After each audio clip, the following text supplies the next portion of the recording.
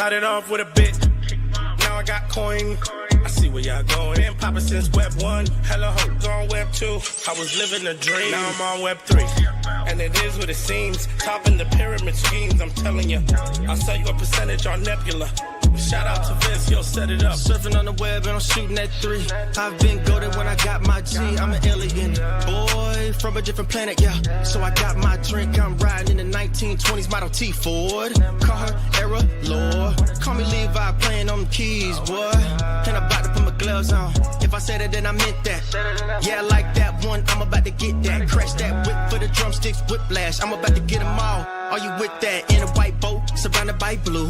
I want one, but I got a cop too. I wanna fly high in the sky, arms out wide, trying to soar from a bird's eye view. I'm on fire, Ricky, Bobby, cracking the pavement, Whitney, Bobby. I'm a Saki bomb, Hiroshima, Nagasaki. Bruce Wayne been a dog, and I keep it 101, cause I'm feeling kinda spotty. You sipping on some rock, and I'm sipping on octane. The only thing around my neck is the blockchain. Now I got coin. I see where y'all going. Been poppin' since Web 1, hella hoes on Web 2. I was living a dream, now I'm on Web 3. And it is what it seems, topping the pyramid schemes, I'm telling you. I'll sell you a percentage on Nebula. Shout out to Vince, he'll set it up. NFT, Twitter, blockchain. Seeing with the ghosts and we ballin' like the Brown James. Crypto. We can make a trade, get the memo. Reviews not falling for the FOMO. Listening to Coffee with Captain. You know we worldwide, they loco. I ain't never gonna stop rapping. Orlando, yeah, we working magic. We rocking Ethereum NFTs. I just went and caught me a half base. Man, I got a shout out to Started off with a bit, now I got coin. I see where y'all going. Been poppin' since Web 1, hella hoes on Web 2. I was living a dream, now I'm on Web 3. And it is what it seems, topping the pyramid schemes, I'm telling you. I'll sell you a percentage on Nebula. Shout out to Vince, he'll set it up. Freaking the mood to choose one, but they got knowledge to move, son. I'm shocking in shades with my brother in suits, yeah, them blues is coming. Even though it's hard to pick, eeny, mighty, mo, soda on the mix, no biting lips, it's time to go. Index number 1, no thumbs up, you gotta scroll. Looking at the ghost in studio, it's time to go. I had a helmet on by myself until I met a mask that wanted to have a face off. So I had to bring my chainsaw, full tank of gas in the ride with my brakes off. I'm A1, but a different kind of steak sauce.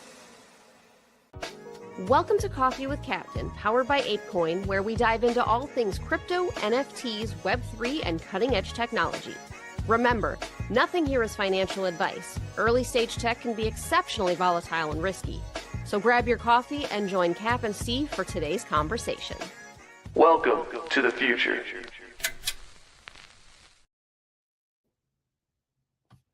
Welcome to Coffee with Captain GM. Thanks so much for joining us. If you've already done so, do us a favor, drop us a GM in the chat down below, then head up top, smash that like, repost, and bookmark on today's space. We greatly appreciate it. Warms up the room and lets everyone know we're here. We are live over in the abstract streets on my account today, as well as the X video feed and in the YouTube streets.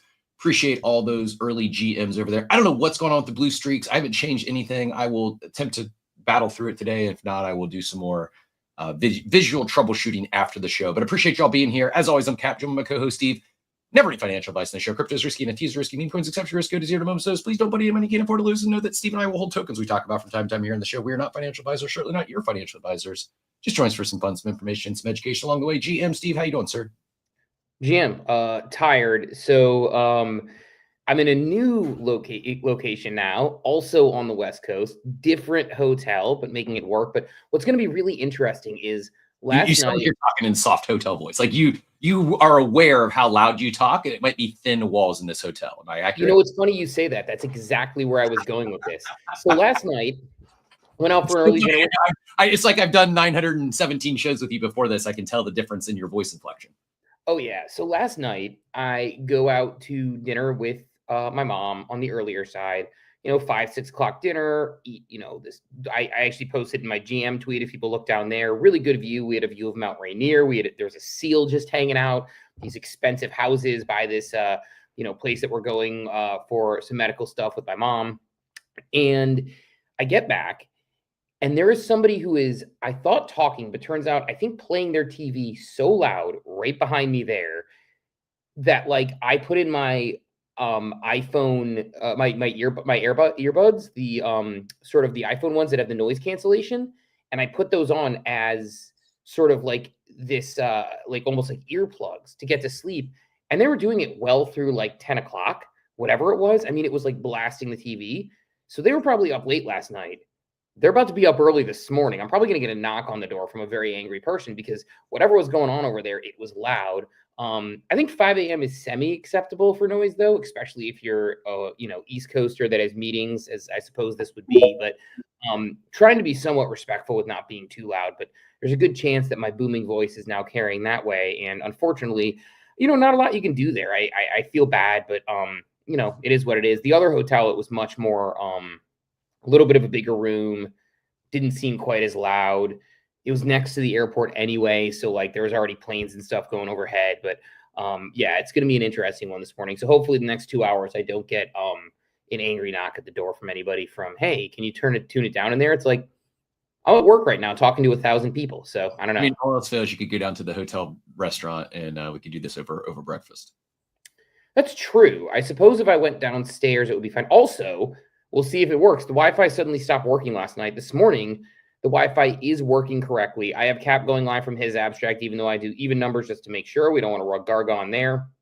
But there's a chance I'll be down in the lobby making some noise down there and doing the show from down there. Although that would be weird because, again, this is just one of those trips where it's like I haven't traveled in a little bit and certainly haven't done the show streaming travel ever, I don't think, because we started streaming the show after NFT Paris.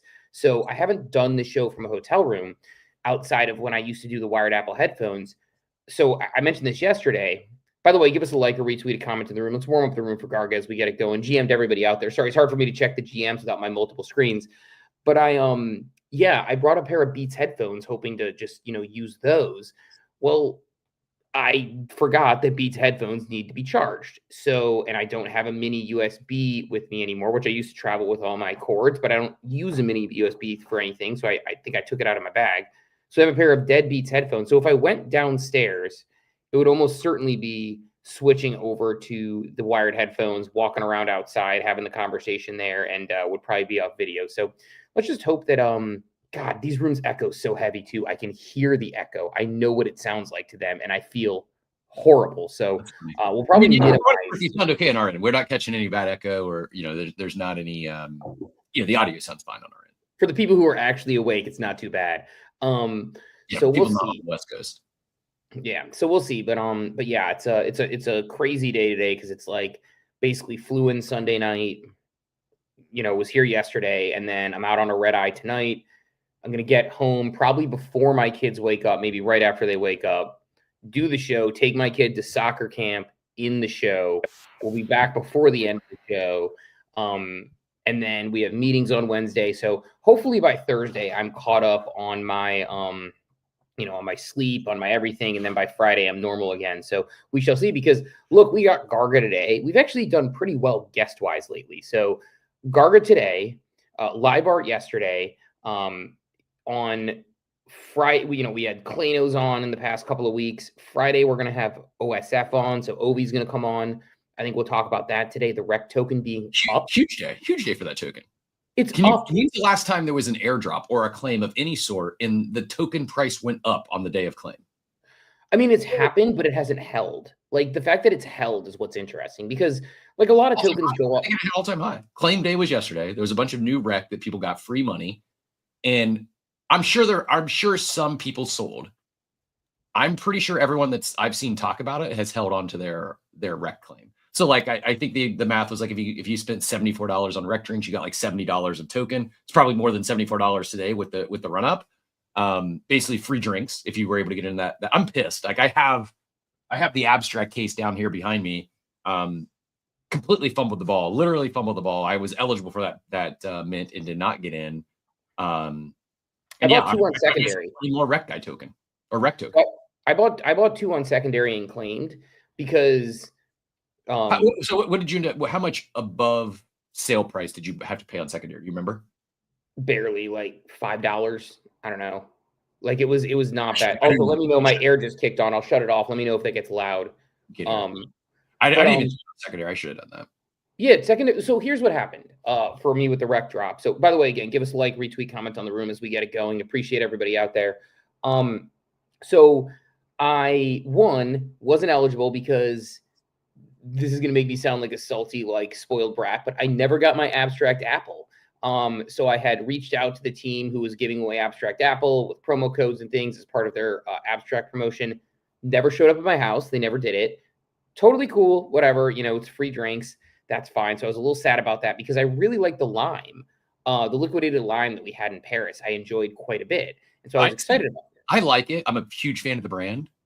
I just am on, like, I haven't drank even a single one of the abstract ones because I'm on this. I'm full hardcore fading sugar. If I'm going to consume any sugar, it's going to be some chocolate monstrosity that I shouldn't be eating at all. Or a little dulce de leche. No, tres leches. Last night. So like, if I'm going to cheat, it's going to be some delicious sugar. I'm not drinking any sugar. So like, I'm just full fade, and it's not a knock at them. It's just, is there a lot of sugar in there?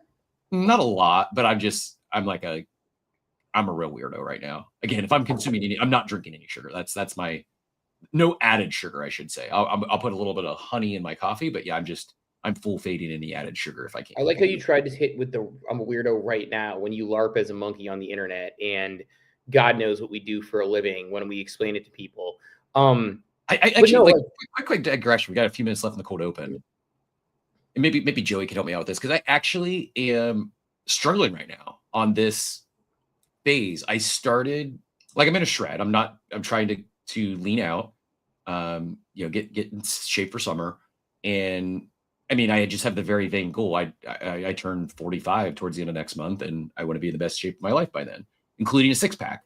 The only way to get there is eating like a maniac. I'm the lightest I've ever been in my adult life. And I'm not trying to lose weight. So like, I have to make the decision. Did I start my shred too early? Do I pause and start bulking back up? Do I keep running at a caloric deficit? Because dude, I'm not even joking. If I keep up this pace for another 50 days, I might be like 150 pounds dripping wet. And that is just, it's the lightest I've ever. I'm like 165 right now, and I'm not trying to lose weight. I just think the pounds keep falling off, and I'm trying to shred, but I would like to be like 175. And I'm at this, I guess I just need to suck it up. Are you lifting heavy? You should be lifting heavy. I am. I'm lifting heavy. I'm putting up PRs. I'm in like good physical shape. I feel good. And I'm not like concerned about the weights. I got on the scale, and I don't even really weigh myself. I got on the scale there. They said 164. I'm like, what in the hell? So like, I'm normally like, I've been running like 175 for probably the last 6-7 years since I got in shape. And somehow this recent shred, I've dropped 10 pounds, and I'm afraid I'm going to look like a little stick. I mean, depends what your goals are and how lean you want to be. I mean, I always harken back. I don't think I'll ever be back there, most likely. But people get upset. They're like, "Oh, you can get back." It's like, no. It's like, you have to understand. When I was in my early 30s, I was usually bounced between 167 and 175, and I was just strong as an ox compared to where I'm at now. So like, I've just come to the realization that it's like, look, like, I don't particularly want to overly diet to do things and get crazy. And I will do crash diets occasionally just to like reset myself. But it's hard because like, to be shredded, you basically need to be, my brother's doing it right. Although my brother's metabolism is bad. My brother's I asked Machiavelli the Sunday, sorry. He thought I looked 225. I wish I was 225. There's almost zero chance I can get there with my body makeup unless I do roids. It's not in my outcome, but I'm sure there'll be some miracle drugs that'll come out you can use in the near future. But yeah, no, it's interesting. My brother is strong as an ox. Like, he's always been just like really bulky and strong, like benching insane amounts of numbers and stuff for his size. And he's recently started leaning out, and he doesn't get ripped just because of his metabolism, but he's going to get as ripped as he can get because he did it right. He basically bulked for the entirety of the winter. And, while he was like, wearing clothes and that are really covering him up and stuff. And now it's like, when you look at his arms, they're like the size of my head. So like, he's pretty happy about that. But he's also like better about like, we're waiting for a game of Halo and he'll just pick up his dumbbells and do like a set of overheads or a set of curls or something. I think that's kind of an underrated thing where it's like, just like walk over, do a quick set, come back, like while you're doing certain things. Cause it's like, like on my head, I'm like, oh, well, I'm lifting, back tomorrow and then shoulders this day or whatever. When it's like, really, I could be like working on an article, hit a stopping point, go do like 2 sets of something and sit back down. And like, that stuff adds up. So I need to do more of that. But Nah, man, it's an interesting world for sure. But no, I was gonna say, like, as far as the to put us back on the track of the rec thing, because I know we've got Garga coming on in 45. And again, give us some little love on the room, like, retweet, comment out there, get it going for our friend Garga. We're gonna be talking about the DAO, his proposal, everything ApeCoin. Yeah, man, I don't know. Like with the Rect, it was like I basically like I wanted the Rect points, I wanted the abstract points. I've been pretty heavy in the fact that I'm starting to focus. We talked about it a little bit yesterday. Abstract and OpenSea and ApeChain are like sort of like three focuses of mine. Like OpenSea's, got a reward system coming out. Again, I don't know anything more than anybody else about that, but I just have to think it's a large venture-backed company with a lot of money.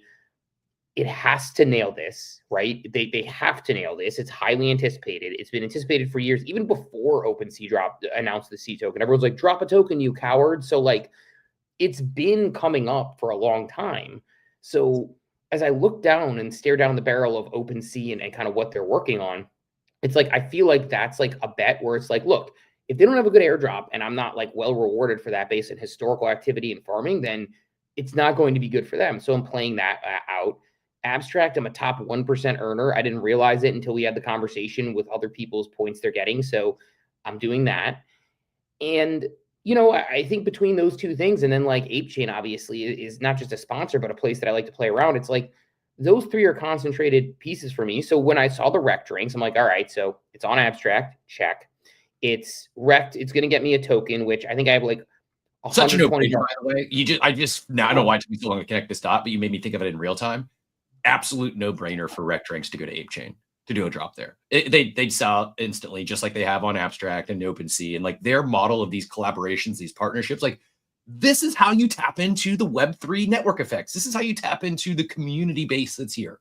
Like they're like essentially double dipping on loyalty every drop, and it's brilliant. Like I know like there's like this, it's almost like a bit now that no one is talking about Rect drinks. No one in crypto media is talking about Rect brands, but it's like, seriously, they've nailed every single drop. And just like hearing you explain what they've done, like if they do a drop on ApeChain, like it's just a no brainer. They need to do it. If anyone's listening in, so we need to connect those dots. We'll play the seed again with Ovi on Friday, but I'm near certain it would sell out. They'd have another successfully, it'd get us that much closer to their million units in year one. Yeah, it's it's definitely a like it's I think they will. It's something called wave marketing that they've been doing, which I only know because I was talking to Scott. Wave, like first time hearing the term. I think so anyway. That's what Scott. Oh, it's my first time hearing the term. I'm not familiar with it. I wasn't either, and I worked in marketing. But Scott, who does market design and teaches it at Harvard, was like, "Yeah, it's wave marketing." I'm like, "Oh yes, of course, it's wave marketing." I don't know, or maybe he made it up. I don't know. He might have just been saying it as a term, but it sounded like he was very. It's funny because I'll talk about something that happens in Web3. This is one of the reasons why I was so bullish on Klanos. People know Scott, my co-author, one of my best friends in the world. Like him and I talk probably at least once a week, usually 2 or 3 times a week on just a Zoom call, just to shoot the shit and see what's going on. And I was telling Scott about the reason why I knew Klanos is really interesting is when I was talking to Scott, he couldn't pinpoint the marketing principle that it was hitting on based on like sort of his like, economic theory. And I was like, there you go. Versus like I told him about, Rect, and he was like, oh, it's wave marketing. So, but yeah, it's a smart play. Basically, like what they're doing, ApeChain is a no-brainer. But for me, like I think I have $120 in token that I have. I spent like $160 on the NFTs for the drinks, which gets me abstract points, which I'm hoping will be down the line better, OpenSea points, which will be down the line better, Rect points, which obviously got me towards that airdrop or towards that claim yesterday. So I don't know, man. It feels like they're not just having a moment, but they're doing things in a really, really smart way. And I've said this before, like what happens when Rect goes to a small box or a small retailer? I don't think they should look for large distribution right off the bat because that you grow too fast, it could be a problem. But they say, hey, retailer in New York, carry this limited quantity, make a big deal about it, and our people rush to the store to sell it out.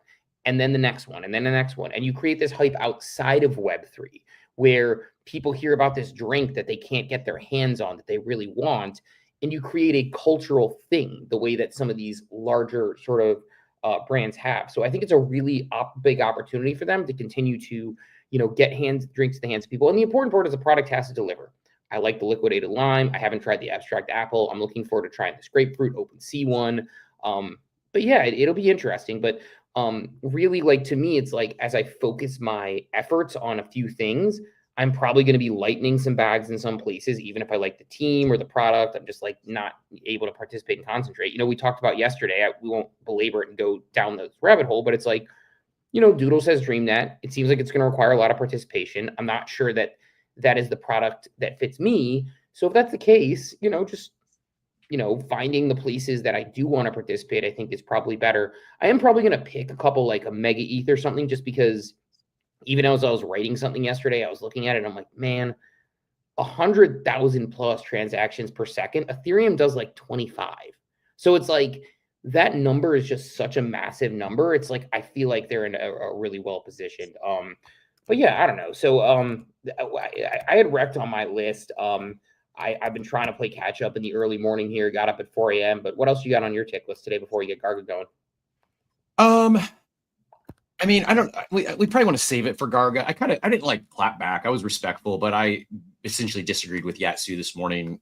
That DAOs are the future of Web3.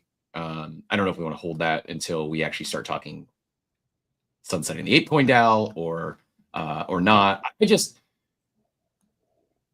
I thought DAOs were the future of another new business model. I think it's an absolutely horrible way to build a business. I think it's fine for collecting art and grant DAOs and stuff like that, but even grant DAOs, I mean, we saw with the ApeCoin DAO, it's just they're ripe for extraction, and there's just far better ways to do things. It's just very hard. You need a leader. You need a leader, I think, and start. It's also like all these DAOs they're startups. Like it'd be one thing. I could see something maintaining with a community approach after it's been built and it's in maintain mode, but in startup mode, it's just you're getting lapped by actual scrappy startups, especially in the world of AI. It's just you're going to have one-person teams build billion-dollar entities, and you think a DAO with 10,000 plus voters is going to be more effective? Get out of here. It's just like we were so naive thinking this made sense to be a proper way to manage hundreds of millions of dollars, if not billions of dollars of assets. We were out of our mind. Well, I think that there is something to the idea of, like, so I'll give these an example. Like, and again, I think this might be how Wolves DAO operates. So that you're listening, open invite. You were welcome to join us. I would love to have you on the show and dive into this discussion respectfully with you in your presence. But yeah, open invite if you would like to join us if you catch this. Yeah, so I think this might be how Wolves DAO operates, but the example of the DAO, and like, here's the thing that I try to explain to people is like, you know, there are people who have been in my mentions before, won't name names, who are like, oh, this is all a scam and it doesn't work. It's like, no, this is iteration of technology. This is iteration of ideas. And like, not everything's going to be perfect out of the gate. And, you know, I made this point, like, I think one of the examples is like, you know, with DAOs, like, they sound like a really great idea on paper, but it is easy to buy influence, buy distribution, and some other things to that nature. So like, why don't you just, you know, example, you have a charity-based DAO. You have a bunch of money that you want to distribute over time. It's earning yield, and you only distribute the yield to charity once a year, something like that.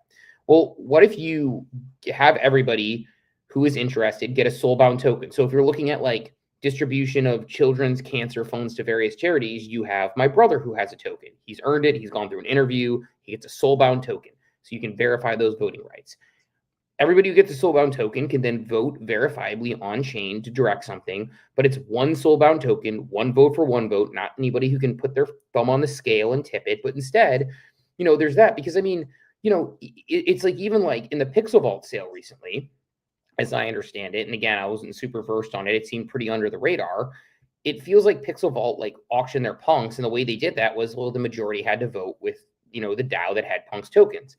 So Pixel Vault as an entity acquired a bunch of punks tokens, and then they took those punks tokens and said, yes, we're putting this to DAO. So it's like that sort of thing is like, that's not governance like that. If you said that in other terms, it doesn't sound great. And I'm not knocking Pixel Vault or saying they should have done anything differently. I'm simply just giving the example of they acquired enough punks tokens at an, you know, small affordable rate because it was way down because the project wasn't doing as well. They put those up for sale, and now they've done a fundraising round of however money, you know, 700 ETH or whatever it is, because, you know, they sold those punks and they move on to the next thing, which is, you know, also like the whole point of Pixel Vault was it was a vault of pixels, and now it's not. But like, I don't know, man. Like, I think like that's the problem with DAOs is the tipping of the scales and how people can put their thumb on it. And I think when you step back and say to yourself, okay, like what if we just had soulbound tokens and it was 1-to-1 and you were very careful about who you brought in? Like that's the type of thing that's interesting to me because then you can direct certain things. So you can even have an entry fee and that can go towards DAO management. But I think those are a little bit more interesting to me than the current iteration of DAOs. And I mean, those were some of the critiques early on, and those turned out to be right. So I think with like ApeCoin as an example, there was, the popularity contest of certain things, and certain people would be like, yeah, so I want to wrap a BMW, or I want to do the world's largest gin and tonic, which sounds really fun, but it's like the amount of money that goes into some of these things and the way it worked wasn't exactly, I would say, ideal for the, purpose wise. And I think we'll talk more about Garga today, but the idea that you can take the money and direct it towards key initiatives. By the way, I thought OCM's DAO got this right early on when they were working on it. I don't know what ended up happening with that DAO, but they had a DAO and OCM basically would do seasons where didn't they commandeer it? Didn't they like kill the DAO? Oh, I think they might have ended up using the DAO for I can't remember the exact circumstances by which it happened, so I don't want to like dig deep into it. But like the initial, same thing, or like it's just not an effective way. Like they sort of did what Yuga did, I think. Yeah, they have their place, but it's not at the beginning. It's built like it's much easier to maintain nonprofit stuff, community grant stuff after the thing's established. Early on in startup mode, things are just too competitive. This place moves at the speed of light. It's much harder to move a group of people in a direction than it is a single person. You're just at a competitive disadvantage if you're building something competitive. Like grant DAOs, fine, but you got to have, there has to be a better voting mechanism. It's just, the reality is today, I mean, there's a world with ApeCoin DAO that we're not talking about it getting sunset today and the funds going back to Yuga. There's a world where some rogue actors accumulated enough ApeCoin and proposed an AIP to distribute all the remaining funds of the DAO to an individual. Like that could have happened in the prior structure. You get 1 to 3% of actual holders voting. It doesn't take much for a rogue takeover and someone to actually, like, in the range of outcomes, someone could liquidate these DAOs if they had enough capital. And there's enough capital in this space for that to happen. Yeah, and I think that's the thing that I think people, I mean, look, like to a degree, like we were supportive because we thought it was an interesting swing, but like, Machi had the proposal about the, digital art initiative. I haven't seen an update on that. And I know we gave some update after there was initial, like, some talk about it, but it's like, that was one where like millions were distributed to acquire and attempt to distribute, sort of assets of digital art across to, museums and other places. And, we haven't really seen that come to fruition yet. We see CryptoPunks in the Toledo Museum of Art. And so I don't know, man. I think with DAOs, like, it's just, like I was going to say, OCM, like, and I thought this was much more clever. And this is what I said Banana Bill, when we had him on the show, should have done, which was give specific directives, which is exactly what Garga is doing. He's like, look, these are the focus areas that we want to see the DAO contributing towards. And now we're going to have these focus areas towards the grants that we're going to be distributing. We're going to have a higher barrier for approval. And, Bored Ape Yacht Club, ApeCoin, ApeChain, these are sort of like the, general, like there's these general other side, these general buckets that allow you. And this is what I thought should have been since the beginning, like the Banana Bill. I'm like, have people propose based on certain things. Mackie brings up a good point. DAO was essentially liquidated, and Machi was part of that as well. I mean, it's just like, this isn't like tongue in cheek. Like, does anyone have a good example of a DAO that's actually not just a collecting DAO? Like Flamingo DAO, and there's others. I'm sure they've done fine. I guess like the real answer is probably like Maker DAO is like the real like, shining example of a DAO. I don't think Maker DAO could do what they did if they were to attempt to do it again today. I think they were early enough, and I don't know as if that would work in today's much more competitive environment, especially in the stablecoin race. But other, ENS DAO maybe. I just don't know how much of, like, when I say ENS DAO, my opinion of that is they'd already established and built a successful company. They already had product market fit, and then they dropped the token. to help governance how they move forward. Uniswap, the Uniswap Labs is the, they created Uniswap and then they dropped the foundation. So like there's this governance arm, but it's after they'd already found product market fit, after they'd already established a successful entity. It's very different, I feel. Yeah, it's just, I think that like we're still figuring out exactly how this works, but I think again, like part of the problem is like when you have a DAO and it's like, hey, do anything, it's like people will do anything. And I think that becomes a problem, that there needs to be, again, I keep saying it, but it's my honest opinion, focus. Like you need to have a focus on exactly what it is you want to do, how you want to do it. And, there needs to be a very clear directive into how you're approaching things. So I just think with DAOs, like when you keep it really nebulous, you're going to get nebulous things that are put out there. So, yeah. Anyway, Links DAO. That's fair, Ben. Benjamin White says, Links DAO, an organization with a purpose. Yeah, congratulations. Links DAO, they've bought, I think now 2 golf courses. And yes, I'm not deep in Links DAO. My understanding of it is it still has very much so centralized leaders. I don't know if they have enough like token to where they can sway any vote. My assumption is yes. And when I think of Links DAO, yes, it's a DAO, but I also think of like Dudas and the other executive. They have a C-suite essentially that's driving Links DAO. I'm not sure if Links DAO has the success they've had, if not for those figureheads. But I agree with it now, so that's my perception. I could be way off on that. Yeah, no, I agree with you. I think that's the challenging part. It's a challenge. So I don't know, man. Let's do this though, because we do have some soaring markets. So I need to step away for just a quick second. What I'm going to do is I'm going to play us into the ApeCoin daily market update. I will hit that live read and then I'll step away for a quick second while you do that and be back in a minute. The daily market update straight to your brain. Powered by ApeCoin, no hype, just gains. Moving on ApeChain, we bring in the heat. NFTs, fence alpha, never miss a beat. ApeChain on top, now we bringing the flex. The home of NFTs, these now what's next. Come on, my head top, but you want the time and chop for one time. It's time for the daily market update powered by ApeCoin, the home of NFTs. ApeChain has it all, bringing culture, fun, and community to the blockchain. Dive in and see why ApeChain is on top. Cap, go ahead and tell us about these soaring coins that not everybody holds enough Bitcoin. Certainly, Bitcoin, it did crack 110. It's sitting at 10. I'm going to scroll all the way down. 109,524, up 2% on the day. ETH leading the charge, up 9% on the day to 2760, 2,700 US Northrop. I don't know, whatever the defense thing is. The 2,700 US, 2,760 US American dollars for Ethereum today. XRP up 2% to $2.31. Solana up 3% to 160.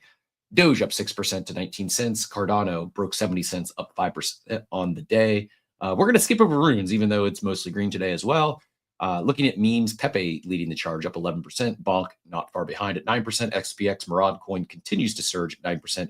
Fart coin still performing well. Also, on the NFT landscape, we have Azuki up 11% on the day, almost 12% up to 2.34 ETH. Not sure what DX Terminal or Farcaster Pro OG, getting some volume there. Clones somehow popping on the volume side, down 15% on the day to 0.13 ETH. I'm not sure why there's still 0.13. You must like the art. 84 ETH in volume on the day though. Miladies up 5% to 2.3 ETH. Doodles down 4%. Should have sold yesterday, Steve. I kid. 1.02 ETH. Mutants up 3% on the day to 2.12. Pudgies 0.65 up on the day to 9.18. Not sure what Zverse is. I'm guessing it's a new Arbitrum collection.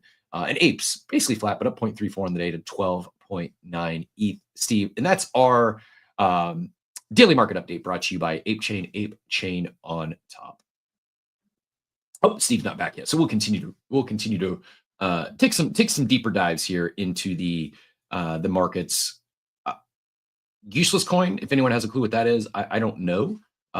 16 million in volume, up 115% of the day. Some of these others, I wouldn't be messing around with. Base Farcoin virtuals though. Vader up 43% on the day. Incredible growth coming out of that Vader. Are you still playing in the virtuals ecosystem, Cap? Because I am I am not and have never. I have I have very small bags, but no, I'm not active. It just got too complicated for me. It's one I need to either get back into, or I don't know. Like I've got a bit like I don't even know. I probably have like 30 tokens in virtuals, because you get airdrops for holding some virtuals and other tokens, but they're so small. It's like $5 to $10 of each one, and because I just didn't have big enough bags. So yeah, I'm there, but I'm not. If that makes any sense. Like I haven't fully checked out, but I'm not paying attention enough, and they've got these virgin points now. You gotta commit. So no, I'm not active in it. You should take time that when I was early, and then I stopped paying attention, and then it ran, and my bad.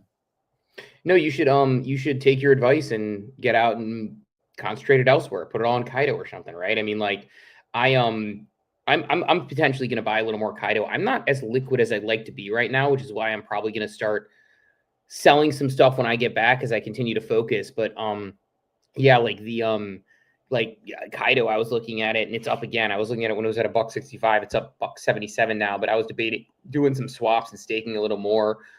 Just because, like, you talk about the virtuals airdrops. If it's true what you is saying about the future of Kaido and stakers is the alpha, you keep saying, if that's the case and we start to get these like claims and rewards, like that's going to be a big opportunity for me if I continue to stake and put that there. So I've and now that I don't know if I'm going to do it based on any sort of rankings, but again, like I was yesterday, I think I took a screenshot. I was 28 on the pre-TGE leaderboard on Kaido, which feels high considering I'm not trying. So I think, as I continue to do that, I've been bumping around now in the 30s, but like, I think to me, it's like, that's gotta be a place I should probably concentrate, that I was late to the game on, but like, there's an opportunity there. And it's like virtuals, to your point, I had like some sort of little virtual token, and I noticed I had a couple others, but it was like, $6 worth of a bunch of random virtual tokens. So I went on OpenSea and swapped them on their token swap, just because I know they're going to be paying attention to token swaps come airdrop time. They said so, at least in, Hollander's article. So, yeah, I don't know, man. Like virtuals is one of those ones where I feel like people just dive in. It's confusing. Like maybe there's an opportunity there, but it's just not for me. And right now, I don't know. I'm kind of out on it. But I was curious because I know some virtual tokens are up indeed, but I don't know, Major's up. That's good news. Do you think Ethereum, we talked about it a little bit yesterday, do you think Ethereum is going to have a moment here pretty soon? Because it's up to 2,700 plus.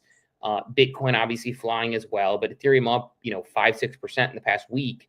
Is Ethereum going to have a moment? Are we going to see new all-time highs here? Or do you think it's just a flash in the pan and Ethereum's always, because people are always like, I feel like the thing people say about like ETH is like when it's going up, they're like, the case is there, the new internet. And then when it's not going up, people are like, like it being a good token doesn't necessarily correlate to token price. It's like, pick a lane, Gert. I don't know. It's just like, pick a side here.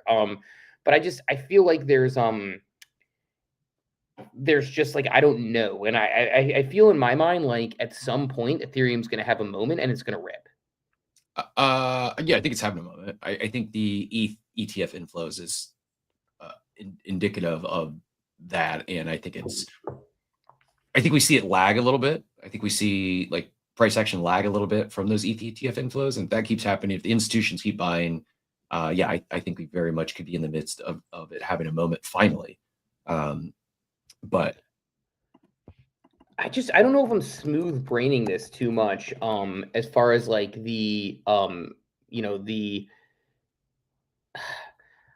I guess in my mind, like I look at like Ethereum and I'm like, finance people like want to, suck the gains out as much as they can on things or find the new thing. And it feels like crypto is the shiny new object. We saw it with the Circle IPO. We saw it with the Bitcoin ETF. It just feels like this is their opportunity to be like, yeah, retail thinks this thing's a big scam now, but the government's letting it happen. Like, it just feels like traditional finance is probably going to move some big money into this pretty soon. And, your opportunity is to take advantage of it now, but I don't know, man. Like maybe I'm just like, I'm like, sort of, again, smooth braining this thing and it's not right. I don't know, man. It's just, I feel like there is a point in time when the retail, quote unquote, like TradFi says, oh, here's the opportunity for us to take advantage of this. Yeah, and if ETH not your cup of tea, Steve, there is you can get a 7% annualized return now on if you want to bet on Jesus not returning. There's who's on the side of 4% there? That's pretty wacky. Yeah. So you can earn 7.07% annualized ROI, assuming the rapture doesn't happen in 2025. Are Jesus futures the next T-bills? I mean, that's a good 6-month bet. I feel like, respectfully to anybody who's a strong believer out there, not judging you based on your personal beliefs, but that feels like a strong, potentially.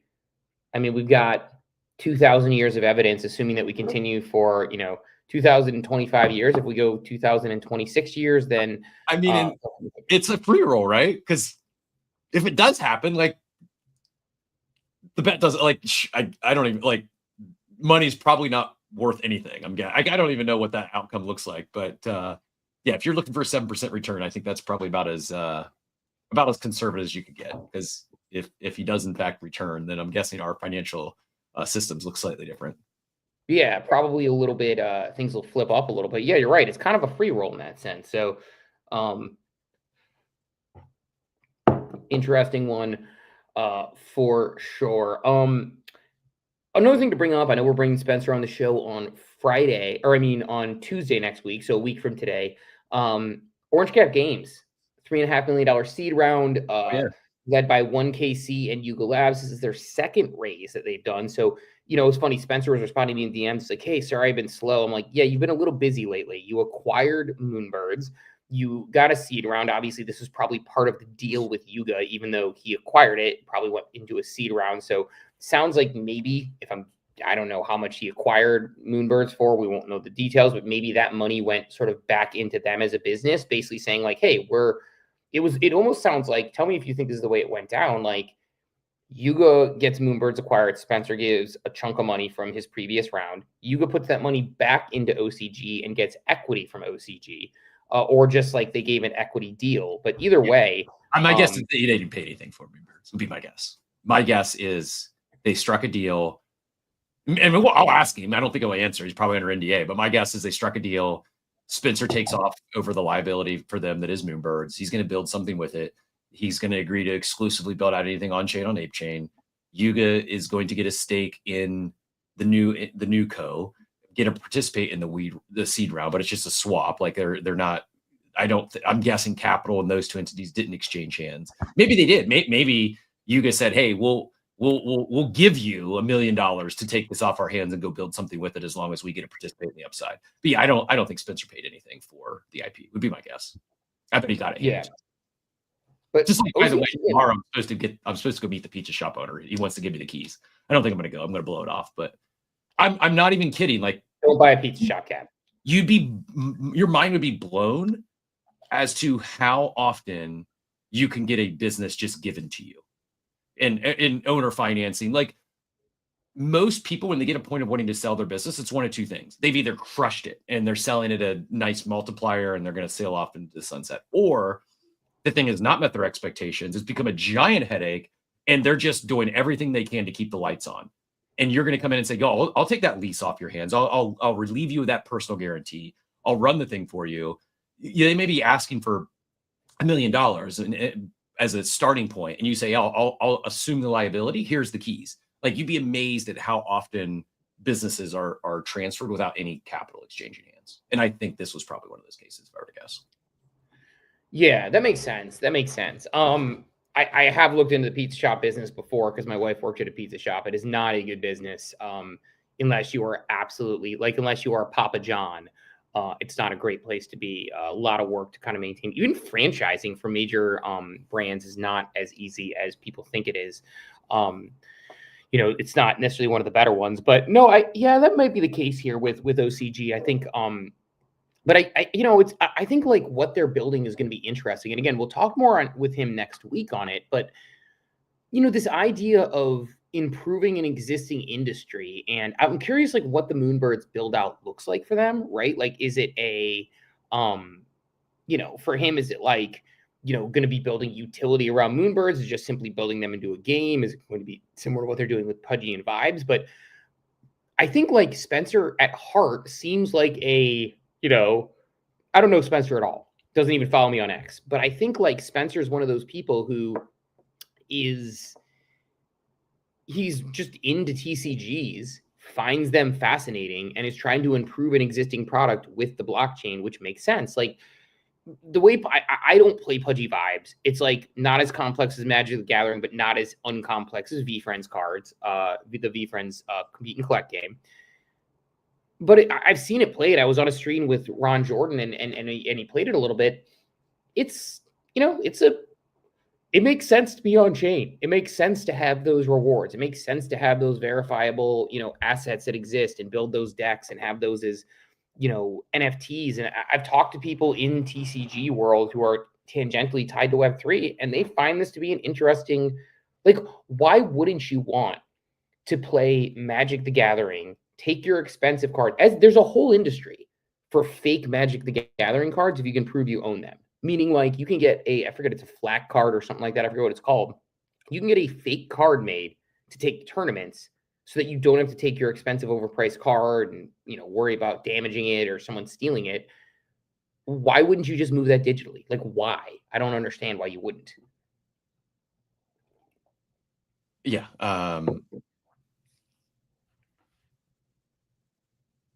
I got distracted by fucking Vitalik again. God, someone needs to take his phone. Just get off Twitter, take the man's phone, just let ETH pump. Stop being a weirdo, man.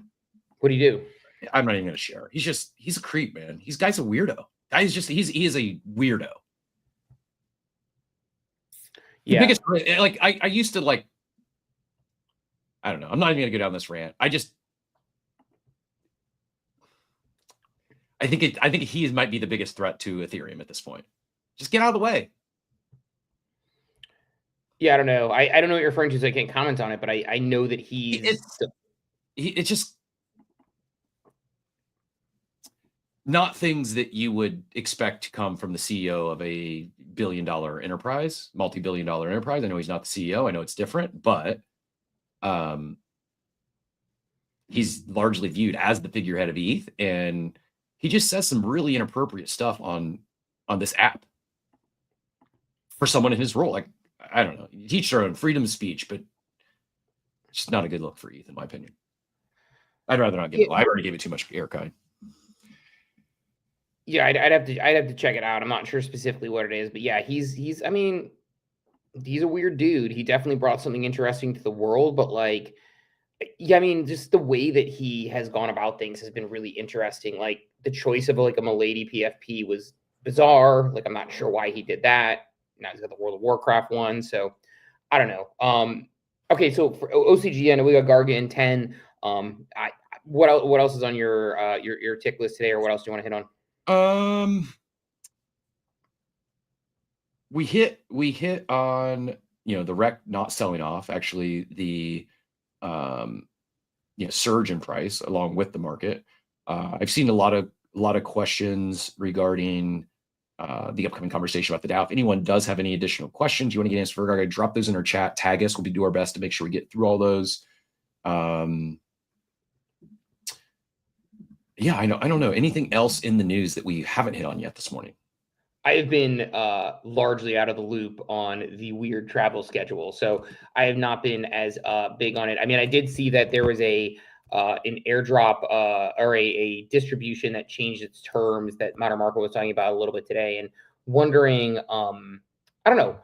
about like that sort of idea of like changing terms. I mean, we've had situations where we've had tokens that we've committed to that have sort of like either rugged out or not paid out the proper way. We talked about one this morning, actually. But it was a DeFi app. I think it's actually called DeFi app, but they changed their investor terms prior to TGE, where it was like 30% unlocked to 0% unlock. And it doesn't sound legal, but I think there's some sort of language in about it.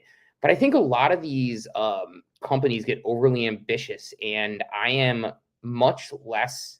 It's kind of my policy of like not taking token as much anymore. Well, I'm not going to out anyone, but yeah, I will accept token along with cash deal going forward. We've been almost every token deal we've done has been. I'm not even talking token price. Like often they just don't follow through. They just rug us. And we're not going to out others on the show, at least not yet. We'll give them a chance to make things right. But yeah, gives the space a bad name. You gotta stand. You might have the ability to change terms at TGE. It's just poor form, and it's going to deter others from the next round. It's going to like.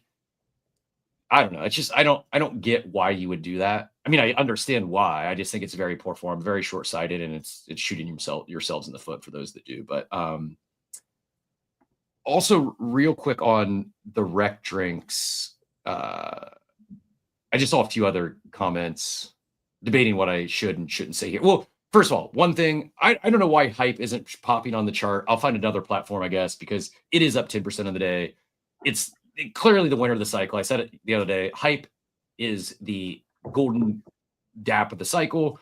Congratulations, everyone who got that airdrop. Congratulations, everyone who's in. Up another 10%. Broke $40, all-time high today.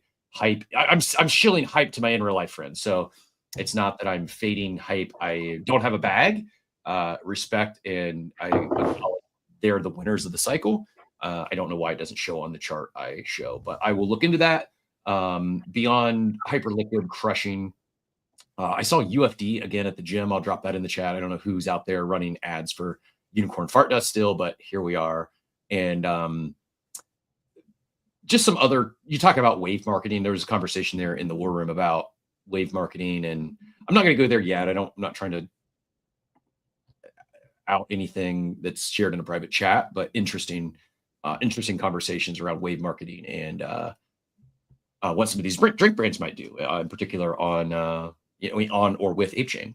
But yeah, Steve, I am not a Hyperliquid fudder. I am shilling it to my. In fact, yesterday they asked, "What's a good crypto fund?" And my response was, what's a good crypto fund to add to my portfolio? Was more specifically, my response was a DIY fund. It was Bitcoin, ETH, Solana, and Hyperliquid. Those are the four I suggested to my normie friends. So Hype is in the discussion. And then I said, this is exactly what I said. They need to go to a DEX in self-custody for Hype. That said, I think it's possible, maybe likely, that we see a second ICO season following this morning's Plasma's success this morning. If so, it would behoove all of you to have a fund bucket of ETH and or USDC in a self-custody wallet so that you can participate in ICOs that you like. Like most things, 90% of these will go to zero, but will be a few year makers, some cycle makers, and maybe a shot or two for a one-time. Think it's in range that we see some of the AI unicorns go this route, and the ICO might be the best opportunity to gain exposure. So that's I guess kind of in a nutshell where I'm at on the market this week. Is I think we are going to see ICO season, and I'm looking for what are real businesses. No, I didn't suggest the small stack of Ape to my friends, but that would be in the tier 2 bucket for them. On if you want to get a little, you want to chase some more upside. I think it does have the upside. I don't know as if it's positioned quite like those other fours. I think Hype has broke out to where it is. Yeah, I guess it's still an alt if you want to call it an alt. Solana is still an alt if you want to call it an alt, but I think they have crossed that chasm to where now they're going to be a foregoing concern. Hyperliquid is going to be, it's not going anywhere. They've won. Like they've found product market fit. They're generating hundreds of millions of dollars. I'm rooting for that to happen with ApeChain, but we don't have that yet. So, but yeah, that is. I think we very well could see, a second ICO season, and I think it is actually interesting to counter to like the DAO conversation, where looking at this as an alternative funding mechanism where you still have more of a centralized entity driving the success of those startup businesses, Steve. Yeah, I think it's interesting because we talked about it a little bit yesterday, but people always say like, oh, well, why don't like people saw Circle go public and said like, oh, I think crypto companies are just going to start, they're not going to ICO, they're going to IPO anymore. I'm like, do you know how difficult it is to IPO? Like, have you ever listened or talked to anybody in traditional finance? Like, the amount of hoops, you think it is tough to do things here, which obviously the nebulous nature of the regulation around crypto is part of the major problem that we've had. But doing an IPO is like this massive undertaking. And by the way, Circle is a like multi-billion-dollar business when they IPO. So it's like they obviously have a product market fit. People acting like, oh, the secret superlative society doodle club is going to go ahead and do an IPO and go public instead. And then they're going to become this billion-dollar entity. It's like, that's not how any of this works. So I do think there's a chance we do see an alt season come back again.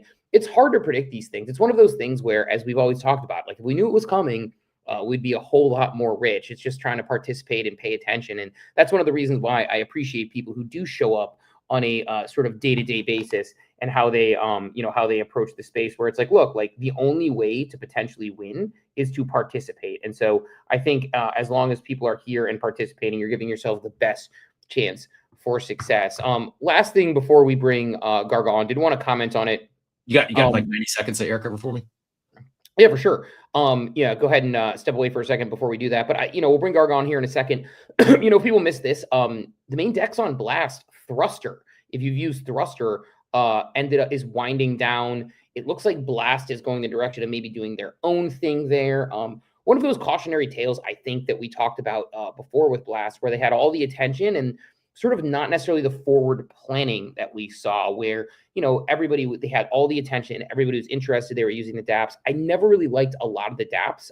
My contention was always that, when you have a rewards program and the reward is more valuable than the product, you have a problem. I don't fly on an airline because I get the miles. I get the miles because I fly on an airline. And I think with Blast, we saw a lot of people who were farming those points, who were trying to, basically in full force take the Blast approach of getting the Blast airdrop. So of course, when the token came out, there's nothing you could do with it except sell the token, which didn't really have a purpose, wasn't really thinking about it. And even just thinking about something as simple as a staking mechanism can put you in sort of a really good place there. So that was one of those ones that after that, it was sort of all downhill. They talked about a mobile app. The mobile app was, I think, 3 buttons on a web app, which didn't really do well. Don't think they ever gave away that Cybertruck, nor those hoodies. So I don't know, man. Like it's sort of a cautionary tale of, I don't even know. Maybe they're happy with how it worked out, but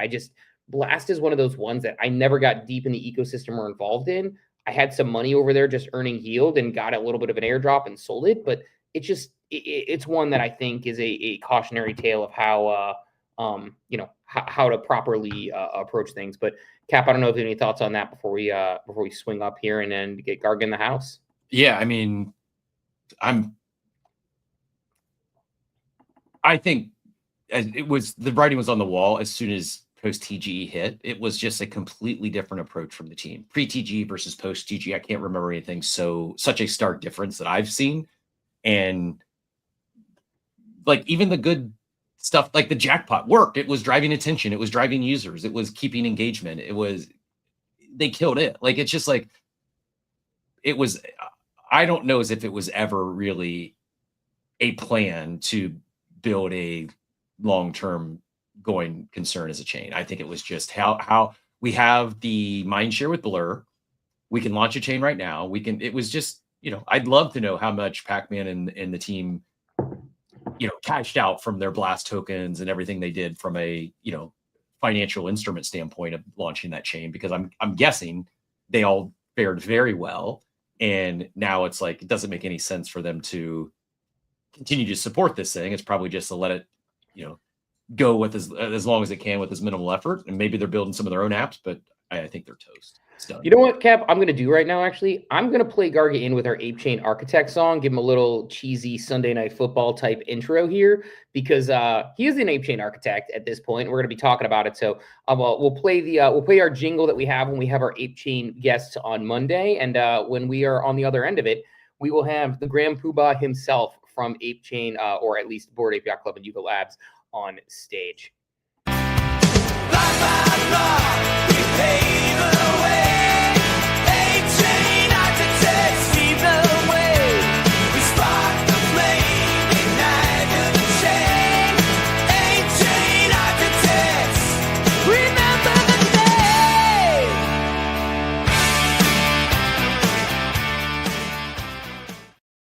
excited to welcome on Greg Solano. As you know, Garga, the founder of Bored Ape Club, ultimately Yuga Labs, now is entering an AIP that a lot of people are talking about. But before we get into that, I actually want to get your opinion on something that just kind of almost relates to this conversation we have, where I feel like we're seeing all of these pre-TGE companies build blockchains, sort of, whether they're doing Kaido Earn or other things. And ApeChain launched long after TGE. And so, it's a whole different type of ecosystem. I'm curious if you think that was a strategic advantage, or if you would have liked to get that early attention. Like, what are your thoughts on how you did it, which is kind of different than how everybody else has done it? Yeah. There's pros and cons to being first or early. And, ApeCoin launched 4 years ago now or something like that, 3.5. Whereas, ever since the Blur model, ever since Blur Blast came out, especially the move has been get people out there farming your protocol, accruing points, and then TGE. I think, you guys were talking about before you brought me on a little bit, that model is really good at bootstrapping attention when you don't have it. You can get a lot of mercenary capital interested in the chain jumping on to play around, test, farm. And it can give the appearance of a sticky community that's going to be there long after TG that really believes in this thing. And I think but at the same time, it creates some misaligned incentives where you have if you're using the product and you're using it great and it works fine, the whole, essentially the whole loop is there. And then the token comes out a year later, that kind of hints or explains away, what's the point of this token? The token is to sell it, I guess, at the end. It's like a reward. It's what you were saying. It's it's reward miles for the airline or something. This has no other intrinsic value. And I think in particular, if you have a chain and the token is not used as the gas token, you're not buying things denominated in that token, then I think you can wind up in a tricky situation where it's cool, I love this chain, it's great.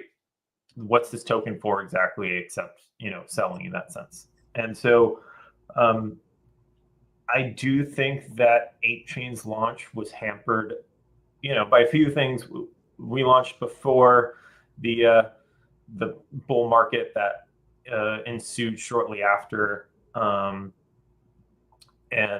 unlike many projects in this space, it's kind of we launch things when we feel like they're ready and good to go, not waiting for the perfect market. Maybe that's right, maybe that's wrong. And so I think it hurt adoption at the start. We didn't have the mercenary eyeballs that are coming to try things out, and you can see if you can put hooks into them to get them to stay long term. But at the same time, there's a real purpose to the token on the chain. We denominate things in Ape, we pay gas in Ape, there's native yield on Ape. And I think that leads to a healthier ecosystem after time. And with a lot of pre-TGE projects, you just don't know what it's going to look like. We tend to look at things with rose-colored glasses pre-TGE, and then there's so many people saying Blast is going to go to 10 billion or something ridiculous, and I don't even know what it's at today, but it's certainly not that. Not 10 billion. No, I look, here's the model. Create the greatest club on the internet and then build a chain, and no problem whatsoever. But I think it's really interesting. There's been this interplay between, you have the DAO, you have ApeChain, you have Bored Ape Yacht Club, and we always kind of I always try to my best to describe it as it's almost like three candles. You put it together, it's one flame. You can pull them apart. They live individually, but it is sort of these three different entities. So, obviously ApeChain feels like it's going pretty well from what we can tell, especially recently. It seems to have kicked into hyperdrive a little bit. ApeChain seems to be really kicking up. The club is the club. It's always going to be there. Everybody gets to Ape Fest and feels great about the club every single time. But then there's the DAO, and the DAO is one of those things that has been incredibly debated. It's an experiment. I think sometimes people underrate that there are experiments in this space, and sometimes you're figuring things out as you go. You're building the plane as you're flying it. Talk a little bit, if you don't mind, about what your sort of reflections were on the DAO that ultimately led to this, and then maybe talk about the proposal that you are putting in. For sure. And just to be clear here too, I mean, this is something that's come together pretty quickly. I was not planning on posting this AIP even 2 weeks ago, but I think what I pride myself on is when there's kind of overwhelming interest, and I live on Twitter. It doesn't matter if it's a weekend or what time of night it is. Like, it's a really good way to have a pulse on the community, and when there's frankly overwhelming demand for a course of action, then it behooves us to seriously consider that. And I think that demand from longtime apes, people that once held ApeCoin in huge amounts, maybe no longer do and are looking to get back in, was that the time for DAOs is kind of, is not now. So to speak about, I think if you tee up your first question for me again a second, actually. Sorry, it's early and I want to make sure I'm being attentive to all your questions. I'll let Steve queue back up the question, but I do want to acknowledge that, because I think that's worth giving some credit to, in the fact that you are in the trenches, you are in these group chats, you are in these discords, you have a pulse on the community, and you sense something, you shared something in a group chat that was met with near unanimous positive feedback, and you didn't think about it, you didn't discuss it and deliberate for the next 6 months. Like, literally within 24 hours, you had an AIP live and to move this thing forward. And I think in a space that moves so fast, that has such fleeting attention, I don't, like, I've heard a lot of people talking about this AIP. There's a lot of people for it. There's some people that have some valid questions and some concerns, but I haven't heard anyone talk about just the speed at which you moved at, and the pulse you do have on the space. And is it going to be 100% unanimous? Everyone loves the suggestion at first. No, that's probably unrealistic, but you do have a pulse on the space. And I just want to give you some credit for that you have not just a pulse on the space, a pulse on the community. And I don't know if every founder in crypto and Web3 that's leading a crypto native community has as good of a pulse on that. And maybe some that do, they aren't as willing to make quick, decisive actions as you did. And so I just want to say thanks for being with us. And the whole, we talk so much about building in public, like, this is what we're seeing. This is what whether you agree with it or disagree with it, like, this is what we're in the midst of right now, I think, is what attracted so many of us to crypto and Web3. So thank you. Absolutely. Yeah, no, I really appreciate that. And I think to your point here, look, if there's anything that the DAO has had in overabundance, it is, a certain amount of too much deliberation, and it's almost like too much democracy, too much, too many different voices, some popularity contests and politics and infighting and concern trolling over process and these kinds of things. So, frankly, at the end of the day, how do you deal with these things in the most direct way possible? You put the very thing directly up for a vote. If I did not put up a AIP saying, hey, I'd like to, put this up for a vote in a week, and instead said on Twitter, hey guys, here's a very broad thing that I just want us all, or even here, hey guys, here's the AIP I'm thinking of putting up, we would spend another 6 months, debating that. And I think actually it was Dim, hardcore ape, long time, involvement in the ApeCoin DAO on a number of different levels, who was in my first tweet replying to me saying, don't put out your thoughts, put out an AIP, please God, because he's seen this movie before and he knows that,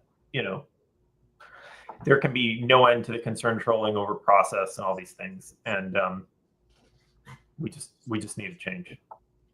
Talk a little bit. So, just to give the summary of the proposal, because again, I know apes don't read. It sunsets the DAO. You're going to transfer sort of the assets over to this new ApeCo. It's going to fund builders, but with higher standards. You're focusing your pillars on ApeChain, BAYC, and other side.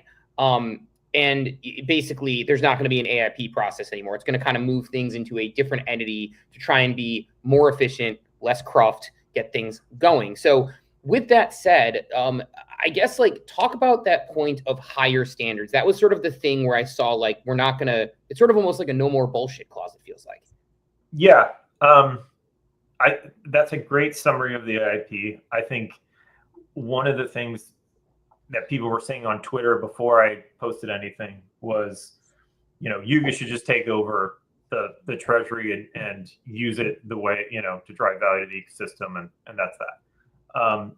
This AIP doesn't do that. These assets won't be Yuga's. They are not commingled. They're over in ApeCo, and their explicit use is to drive value towards the Ape ecosystem.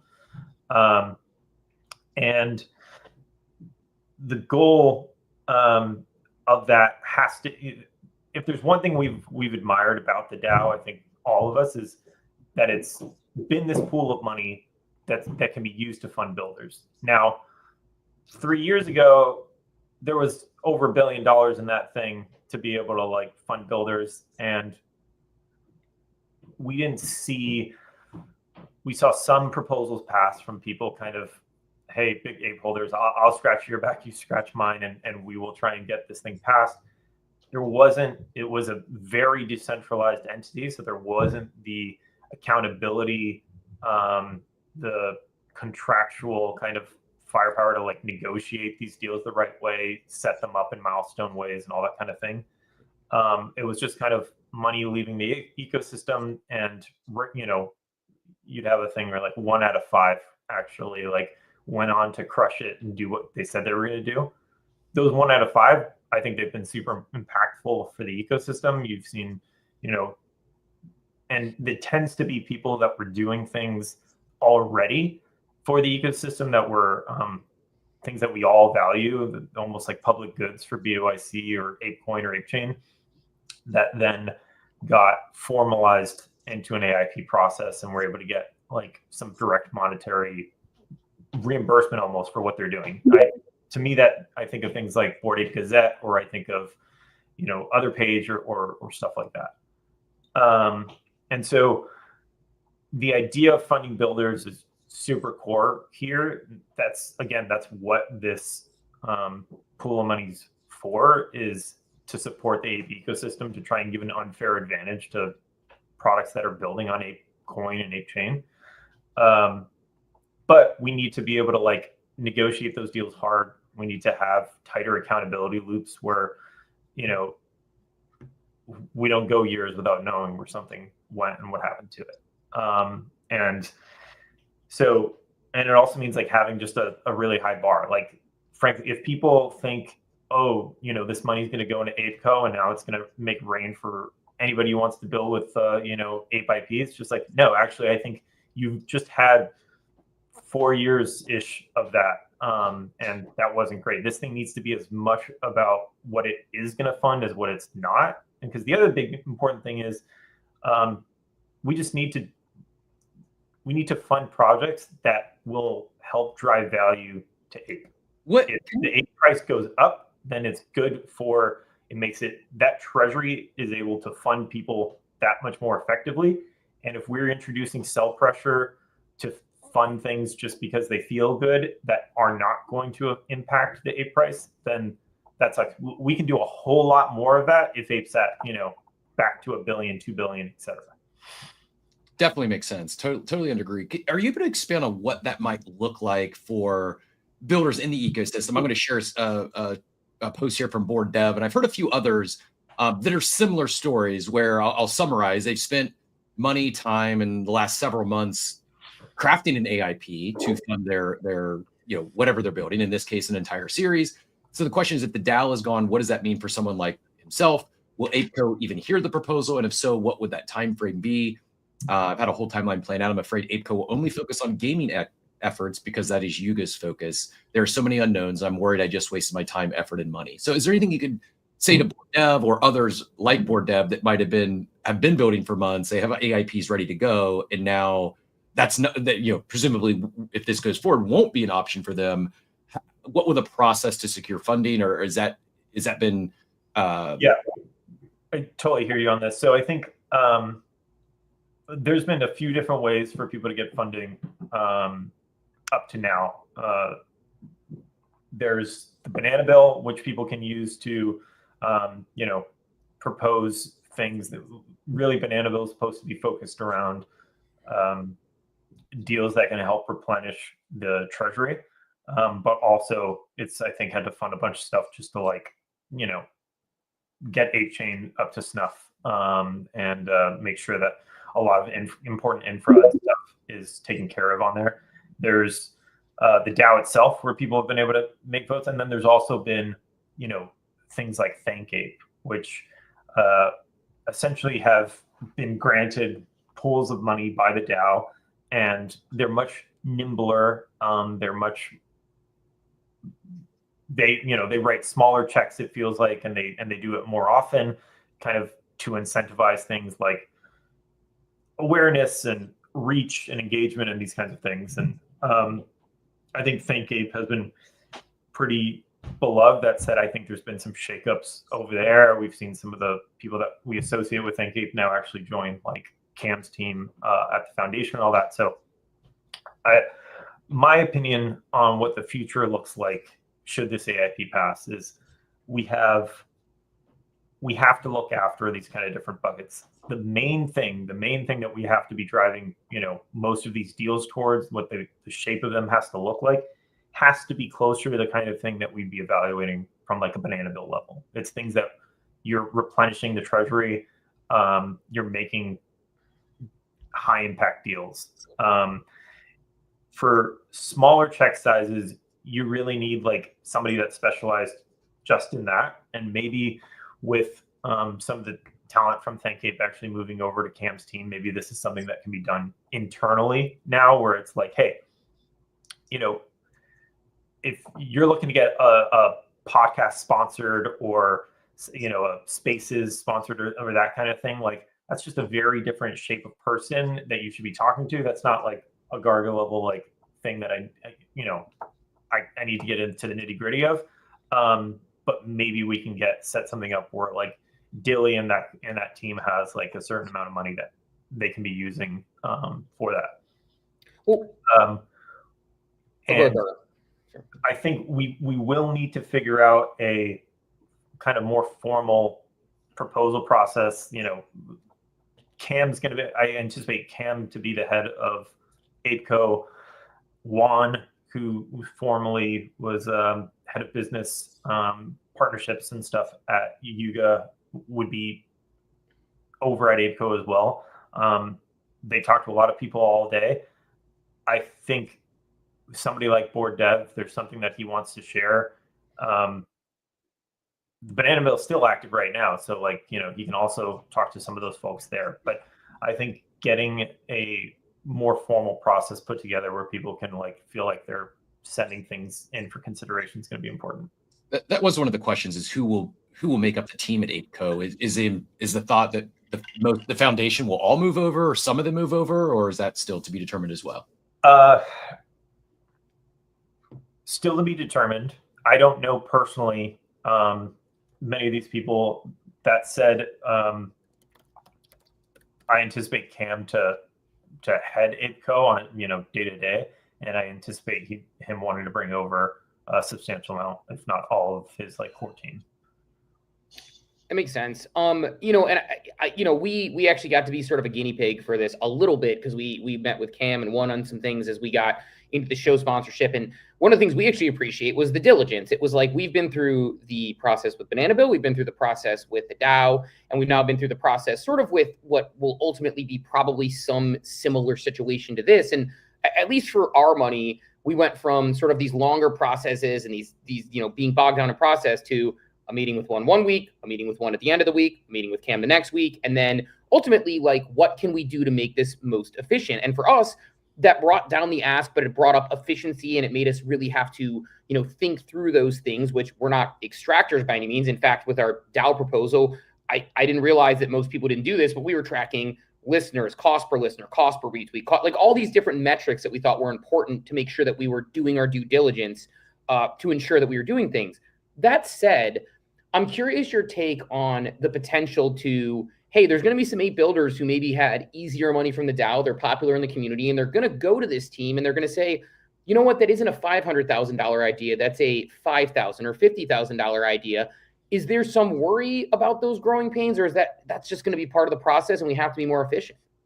Yeah, I think that's a really good point. And it's just integral to the health of ApeCoin as a token and an ecosystem.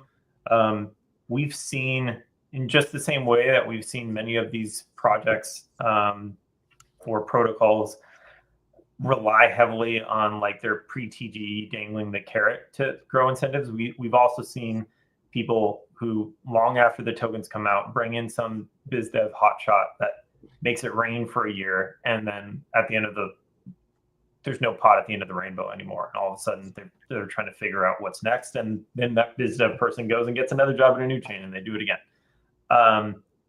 We're building something for not the 1 year, 2 year, 3 year, 4 year, 5 year cycle that, is so common in crypto. We're trying to build something that'll be here in 10, 20 years. That takes being really thoughtful around what we're investing in as a company and a protocol.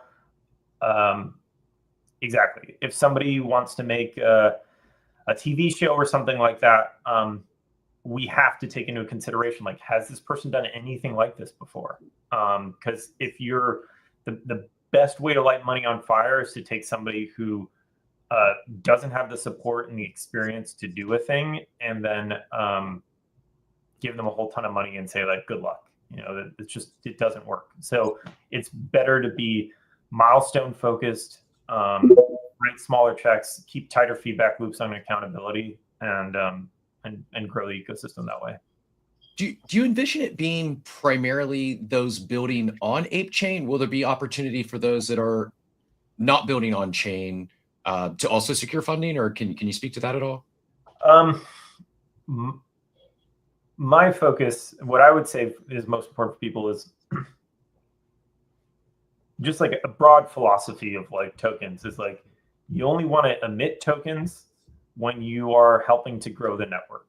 So that's the whole philosophy, I think, behind a lot of this TGE stuff is people are saying, hey, I need to emit these tokens so that people come and try out this platform, this chain and that kind of thing. I think that kind of hardcore take is something that ApeCoin and ApeChain could use a bit of. Now, there's not to say there isn't that like ThinkApe style pool that's like very different. That's more like engagement, reach, and all that kind of thing. Smaller check sizes, but I think it behooves all of us to have a really mercenary way of thinking about like, hey, we only right now, while we're trying to grow this chain, trying to grow the value of ApeCoin, we need to be super focused on like, do we think that this will help make ApeCoin or ApeChain stickier? Does it give it more utility? Does it make people want to hold it from a cultural relevance perspective? Is it creating a revenue share deal that we'll be able to use to sustain the treasury? That kind of thing. I think if we're just a social, org that's, just funding a lot of things, I think that actually has a bigger drag than a lot of people realize. It does not take a whole lot of self pressure to, tank the price of a token. And if you ask somebody like, oh, I wanted to fund so-and-so's, little creative passion project, but actually what you're agreeing to at that moment too is like, you're going to drop the price 10 cents. I think everybody would say, no, let's focus on trying to grow the stickiness and the value flywheel here a bit more. And if we're back to $2, $3, $4, then that little pool of money that was like allocated to thinking, that money is now that much bigger, and it's that much easier to fund the things for everybody. And maybe you can't speak to this, but as far as ApeCo goes, when you're funding these other businesses, do you envision just getting token allocation back in return, or do you see ApeCo actually taking an equity stake in some of these? And I don't know if you're able to speak to like the Orange Cap games, but there was a question from JK in the chat, just said, would love to hear more about that decision to invest in Orange Cap games if after selling Moonbirds, if there's time. I don't know if you're able to speak to that or not, but do you envision ApeCo taking an equity stake in some of these ventures that you fund? I think that is an interesting perspective. And when you invest an equity stake in like a company, there's just so much more paperwork involved in a lot of this stuff, unless it's an early company and you're writing a safe check. I think certainly if you are investing in a crypto protocol early stage, or you have like, or you're just helping supercharge the thing, then you should be getting, you should be looking to get a token allocation. And because again, that's another way for ApeCo to grow its balance sheet and be able to, generate yield perhaps from tokens that sit on its balance sheet and use those to fund its core mission of supercharging ApeChain and funding builders. On the OCAP Games front, I can't get into all the specifics around that deal. That said, there's a token component potentially there as well. It's just a crypto native team and game. They're pre-token, so us having a share of that and also helping to make sure that they're equipped to do what they do just made sense for us. Spencer runs a lean operation. They don't spend a whole lot, but they're able to like do a lot, and they also are able to create physical products in an economical way. They have a team based in Asia that they work with closely on that stuff. And to the degree that we can, we want to help ensure the success of these spin-outs of, former Yuga IP that is now finding a new home. Like, we win if they win. And I think that's true for Yuga. I think that's true for Apes and just our ecosystem in general.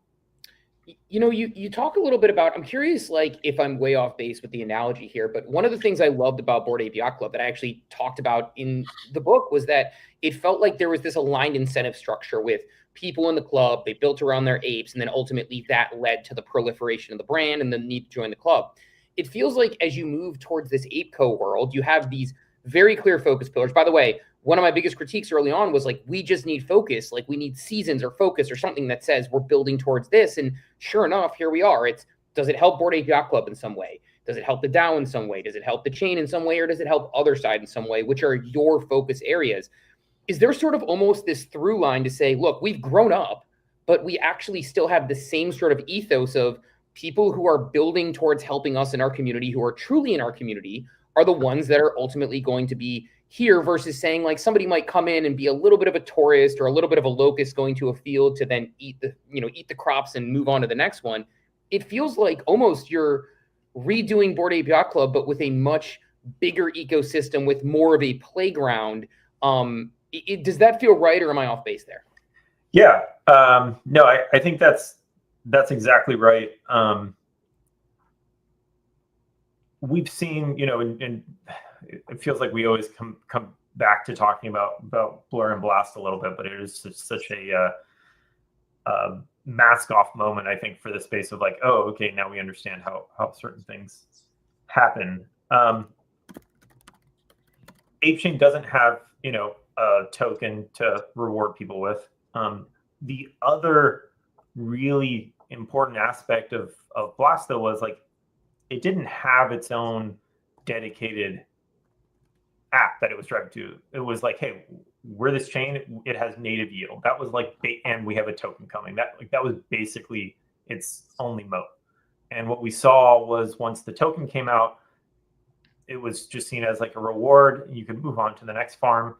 I think it's really, really important that if you're building a chain ecosystem, that you're not leaving the app that really keeps this thing sticky and worth engaging with. Like, you can't leave that up to chance and the incentives. If you could just dangle a token TGE and somebody would come and build an amazing app on top of your thing, it would have worked. It would have worked for Blur. It would have worked for, would have worked for Blast. It would have worked for any number of these other companies. It's just not enough.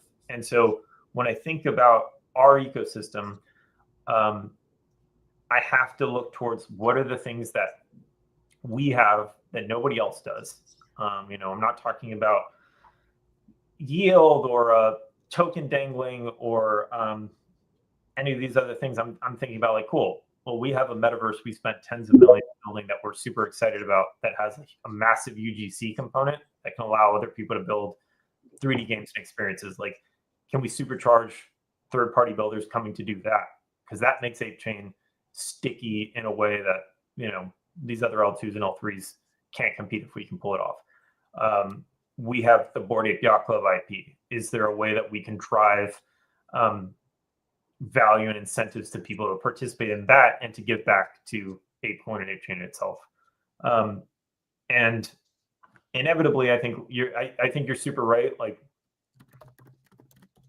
we just have the most engaged community in crypto year after year. That's not just, you know, cheerleading price, but is like getting together in person with folks, building with the IP, you know, living it.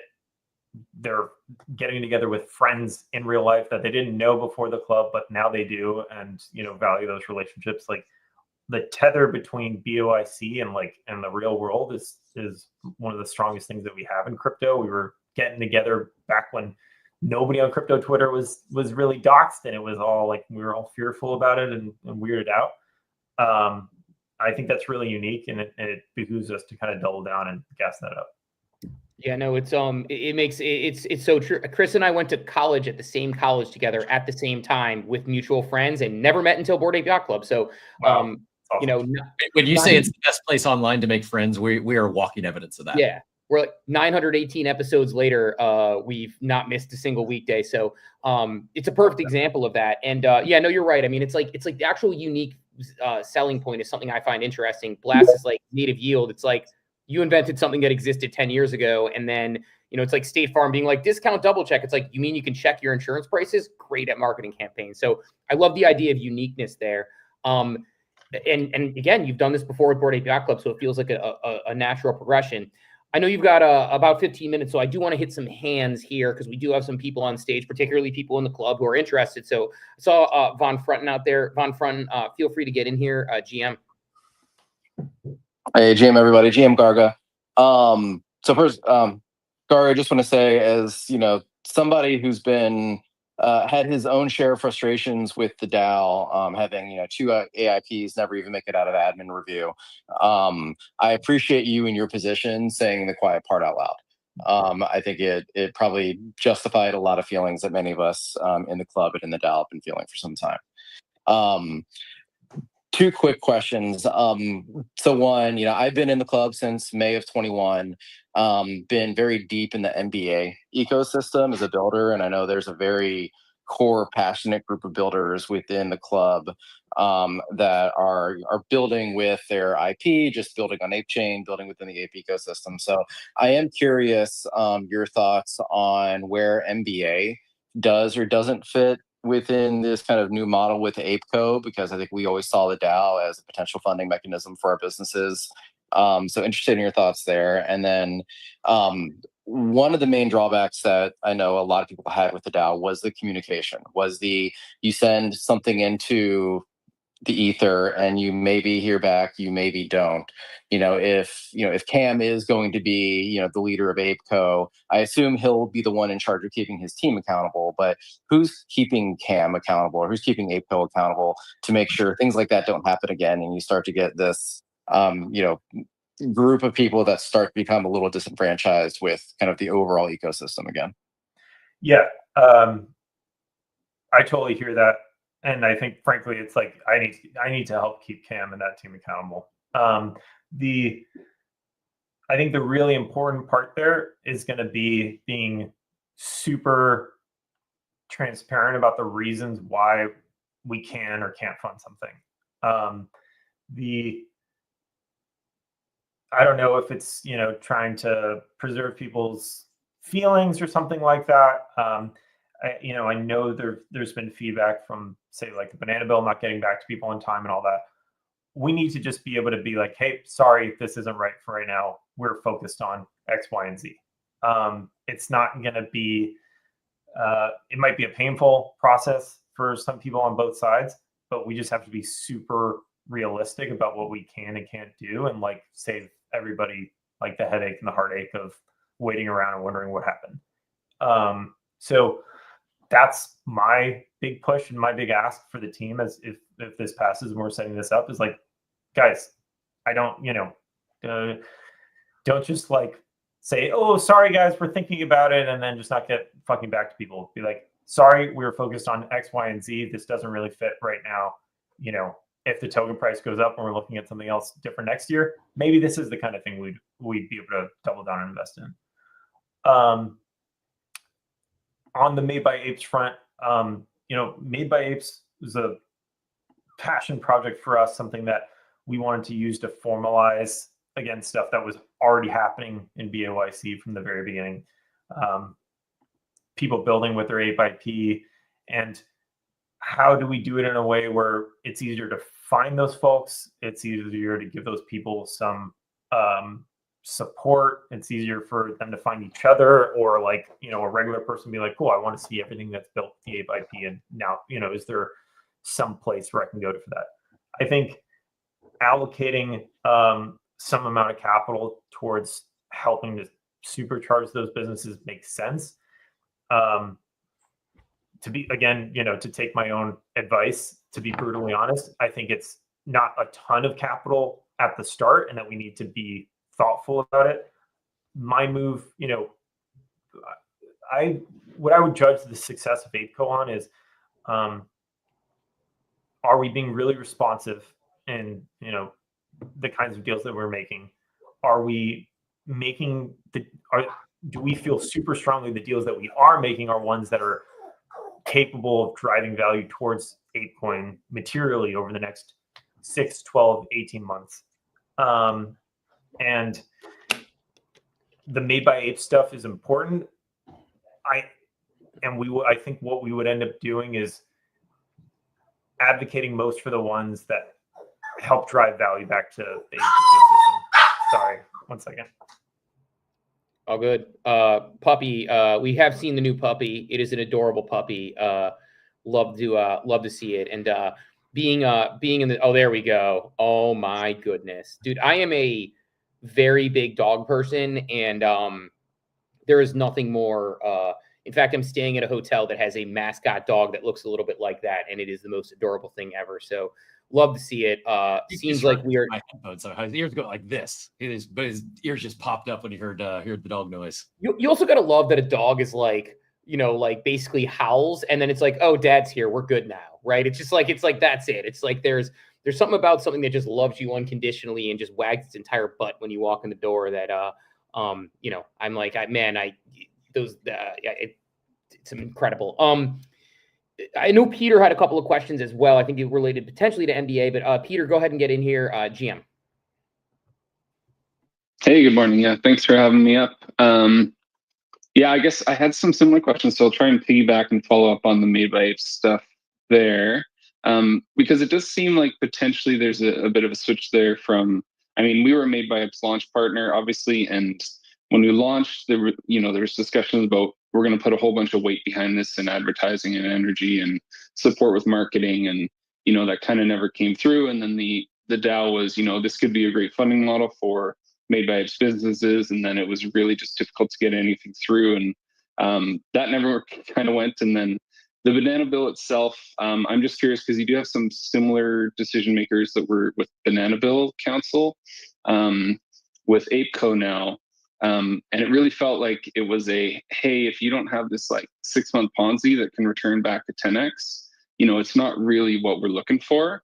And you've got a whole slew of incredible builders in NBA that are just like grinding away, trying to get the culture and the brand and things out there. And we have launched on ApeChain, so we've made that pivot. We've read the tea leaves, we understand. And so, but I think there's unique avenues like the Rect Drinks doing collaborations and having incentives aligned with buying products or engaging in a Made by Apes brand. I just wonder if there's a mechanism or a way to like apply that to some of these Made by Apes brands that have been chugging away pretty hard, and how that could be applied as a model to what is trying to be done by a lot of builders in the space.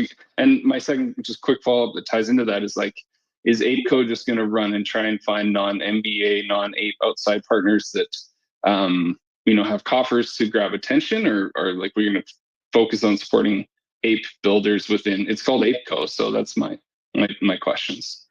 Yeah. To your last question, I think it behooves us and ApeCo to try and grow the pie. And so there's certain things that you can do that can be cultivating, back to our core, but you also need to create partnerships and outreach to folks that wouldn't normally be exposed to this, and make them want to become holders of ApeCoin as well. If we can grow the market for ApeCoin, then I would see that as growing. It's like, yeah, Bored Ape's got airdrop 10,000 ApeCoin or whatever it is. Like, there's a huge untapped flywheel there if we actually have a token that 2x's or 3x's and that kind of thing. On the Made by Ape stuff, I think there's a couple different ways for us to think about this. There's stuff that we can do from a like Yuga BUIC side of things. It is something that we've looked at partnering with Made by Apes brands, when they're frankly at a certain part of their life cycle where they're, able to do that. Maybe not things that are just starting out or more small time, but for example, our collab to bring, BOIC, Bape, and a Made by Apes business together on a, limited edition beer and that kind of thing. There's a few other things like that I'm looking at and that we're looking to push into our pipeline, because I think, like you're saying, with the rec style partnership, that stuff can drive a lot of value when it's getting the halo effect from the mother brand.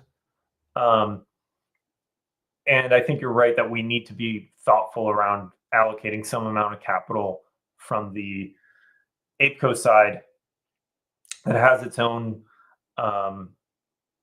again, like its own structure, in the same way that I think about, what a Think Ape style pool of money might look like. I think there is such a thing as like a Made by Ape style pool of money that we're able to look at. I do think for that money to be coming out of ApeCo, we do need to be thinking about, cool, how does this benefit ApeCoin or ApeChain in some way?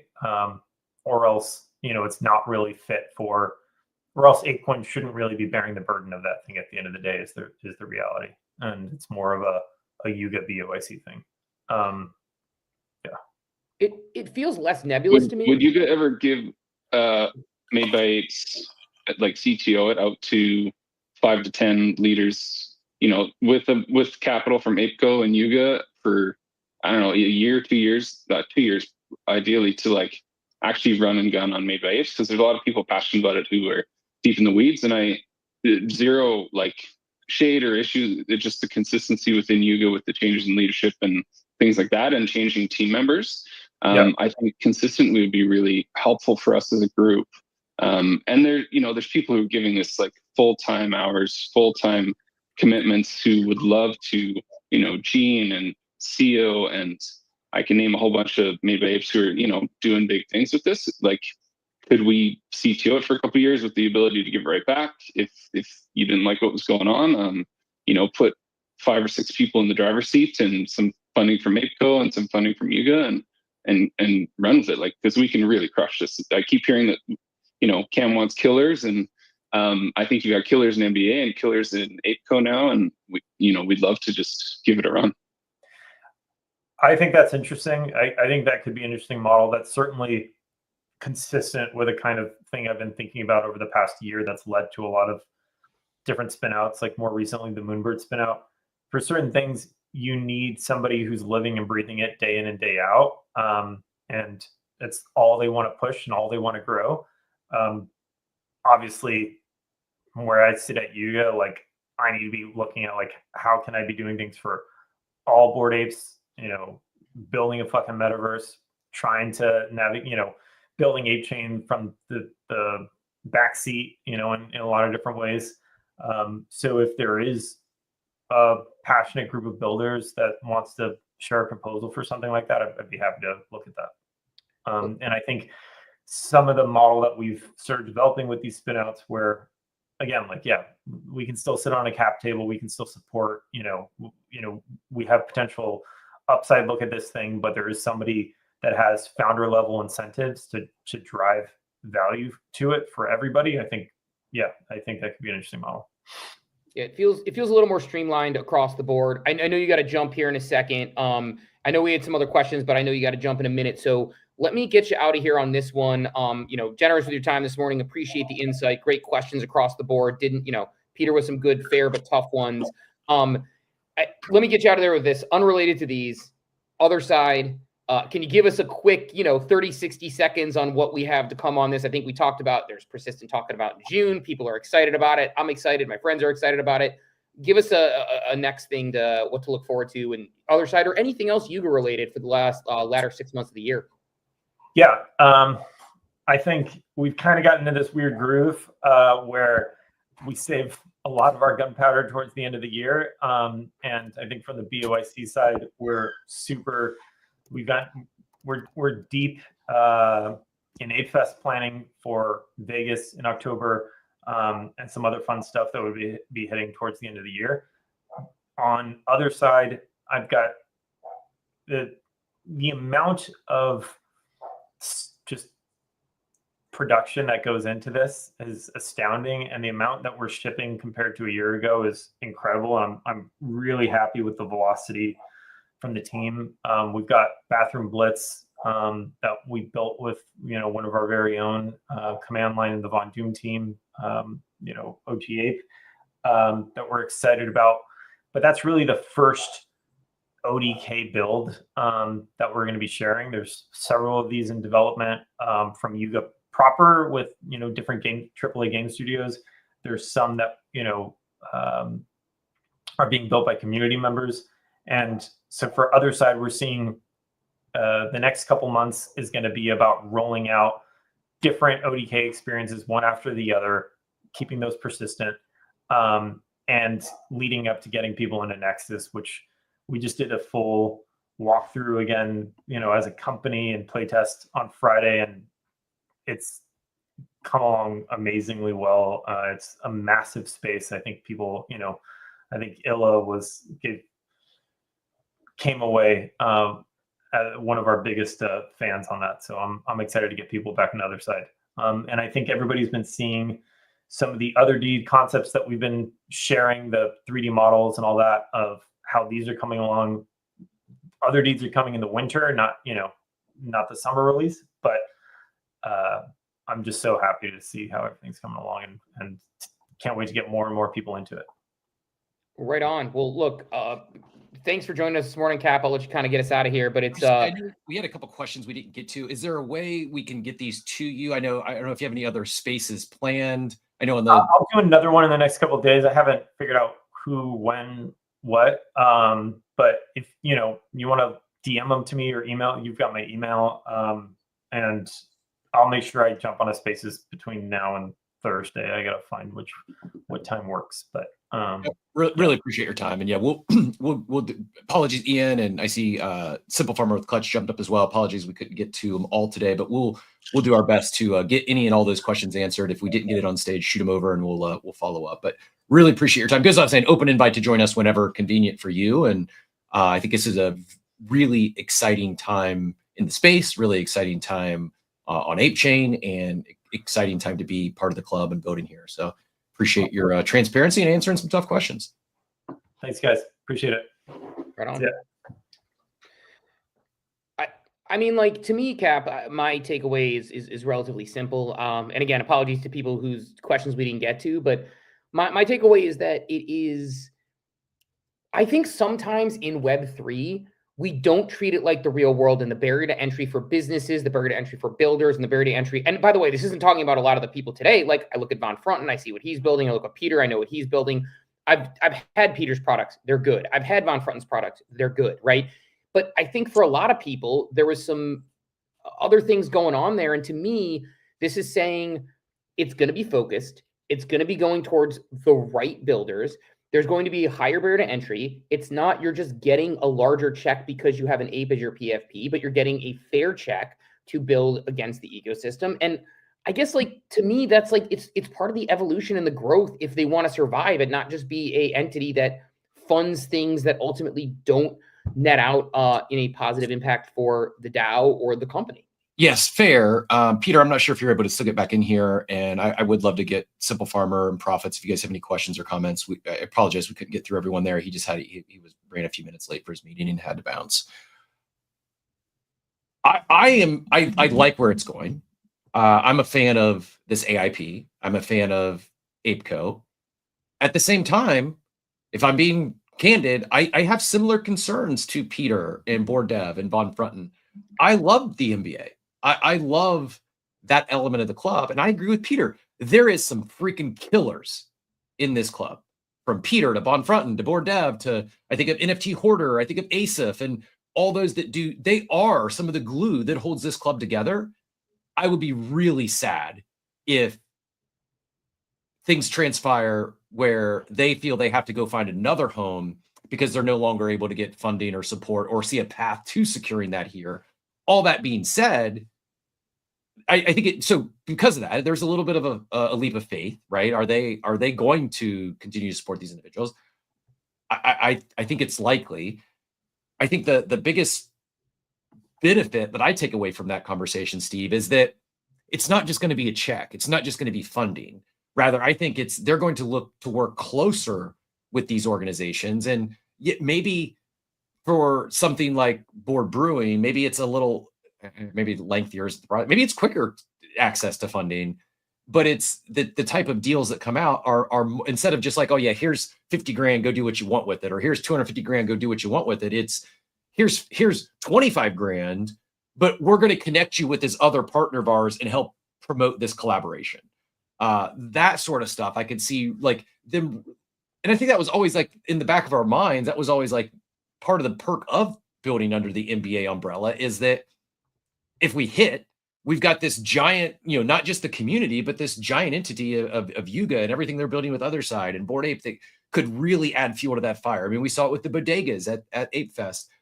I just, that's my read, is that it's not just going to be funding. They're going to take not saying they're going to have an equity stake in everything they fund, but it sounds like a more collaborative approach as opposed to just blank checks. Well, I guess this is I have this thing that I say sometimes where, when there is organizational change, anybody who's worked in a large Fortune 500 or multinational company, there's organizational change constantly. They're constantly reevaluating and people sometimes say, oh, like the only thing that's consistent is the change around here. And they have these things that they say, and it's kind of fun to say. But the truth is, any organization worth its salt is reevaluating its structure at any given time. I used to tell employees, this isn't always the case, but most of the time, if you are doing what you're supposed to do and you're good at your job, organizational change will be a positive for you. Now, in the short term, maybe you'll go to a manager you don't like as much, or things will shift around, you'll have some growing pains, but it presents new opportunities. I think, to use our own selves as an analogy, we are funded right now, sponsored by, ApeChain. We weren't the ones that needed to worry. It was the wrapped BMWs that needed to worry, right? It's like, that's the sort of place that we're in now. I think very similarly, the real businesses aren't necessarily the ones that need to worry. Now, granted, it maybe sounds like, I know this was a comment in the war room, that maybe they're less interested in funding 0 to 1 and they're more interested in funding 1 to 10, or people who have done it before. I get that. But if you have a business that is that a bad thing, though? Is that a bad thing? I get for those of us that might be thinking 0 to 1, like I would love funding. But if we zoom out and think about the long-term success and sustainability of the DAO, if we remove ourselves from the situation, is it a bad thing to move on from 0 to 1 and make sure that there's a greater chance of success? I don't like, and it probably like I don't know how I feel on it, but I think it's valid to take that approach. Well, if you look at like ApeCo, again, just using us as an example, do you want to fund a space that has done, a space, a podcast, video repurposing with 2 people with, and DGen, but on the behind the sport with hundreds of thousands of followers, with a consistent audience of 1,500, 1,500 plus across all platforms on a daily basis, 500,000, listens a year, that is going to reach an engaged community that is connected within Web3, that's got business experience and best-selling authors? Are you going to want to fund that? Or do you want someone to come up and be like, hey, I'm starting a space and I think you should fund it. I promise it's going to be big. Again, I know that's a very oversimplified analogy and it's different, but like as a business, you can understand why they would say, look, unless we are starting a property where, and it's also different. If one of us starts a new property, like that might be something they're interested in funding because they're like, okay, you've scaled this before and we know what it's going to be and we want to get it on the ground floor. But I understand the difference there. I'm not saying whether it's good or bad. I'm not saying whether it's, you know, positive or negative to those people, but I understand the business reasoning. And yeah, again, like I think the people who are truly building and making things work. Now, again, the danger of that becomes that if somebody is a 0 to 1 builder that builds a really good business and then it flourishes, are they coming back to ApeChain? They might not, but so that's where they need to pick their spots and have that vision. But, you know, I think there's a world where those 0 to 1 businesses just don't get a $500,000 check. They get a $25,000 check and they say, we're taking a business like an angel investor here and we're going to take a shot. So I don't know. That's got Von Front on a hard shot clock. He's got to get out here. Go ahead and get back in. And then I saw Peter unmute. We'll go back to Peter. And then if Profits and Clutch want to get in here, we will go around the horn. Von Front, you go ahead.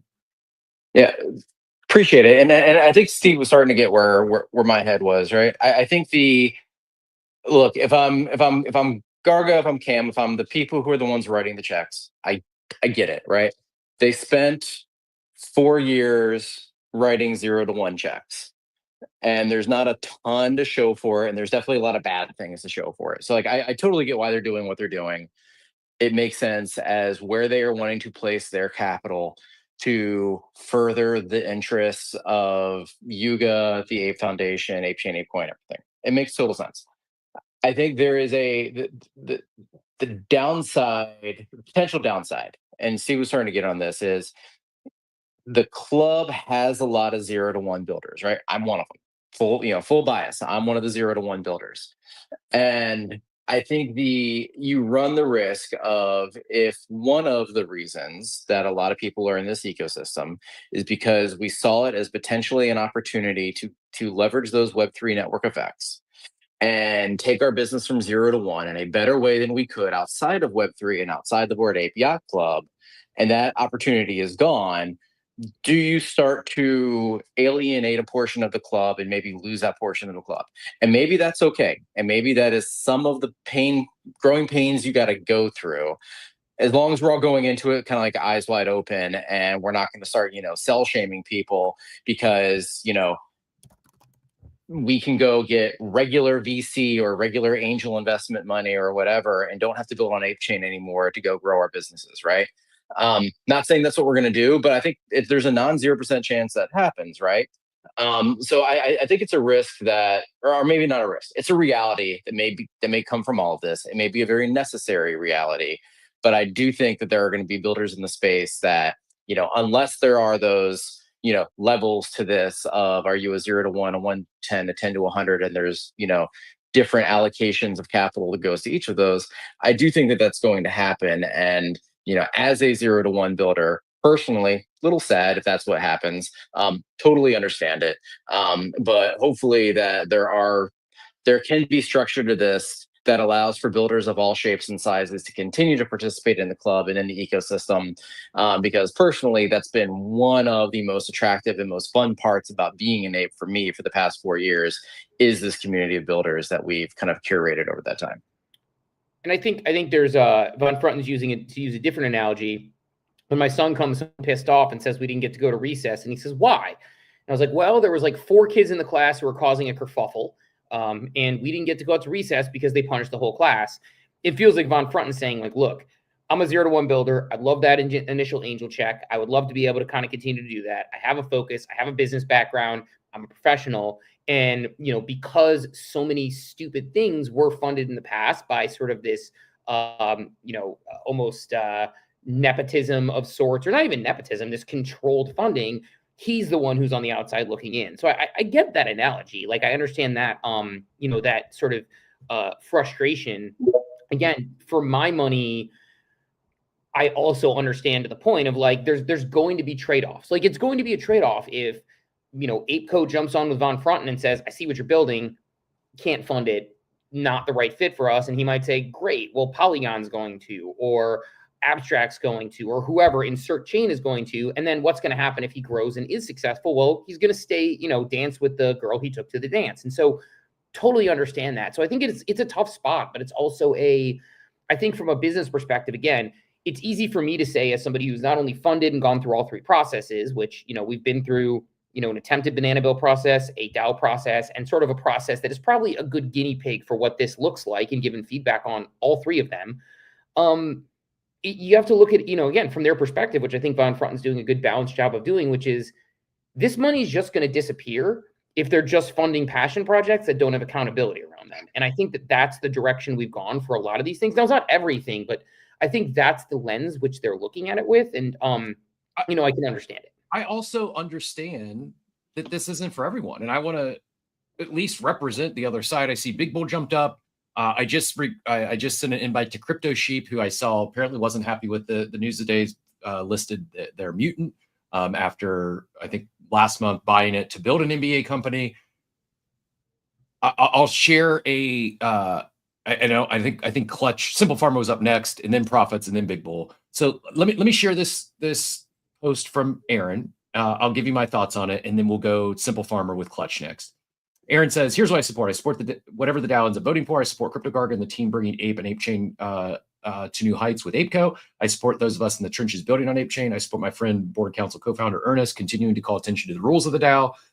Here's what I wish had happened. Those running the DAO gave members the opportunities to have their AIPs voted on. Remember your AIP, Chris? Yeah, I do very much remember it. And that's why I am supportive of this change. Is I think it was broken. I don't think the DAO was working. I think it's been broken for a long time. Is there a chance that new people and a new special counsel could fix the DAO? Yes, that is a potential outcome. And it's not the people. It's not that I don't think Ernest could fix the DAO if he got on the special counsel. I think the structure is fundamentally broken of where we are in this place in time and what this DAO is supposed to be. It just wasn't working. To your point, we proposed a DAO we proposed an AIP that didn't even get to vote. And not only did it was an admin review for 6 months, it was 7 weeks would go by before we get a response. Now, you could say that was the individuals. It was the problem of the special counsel at the time for stonewalling us.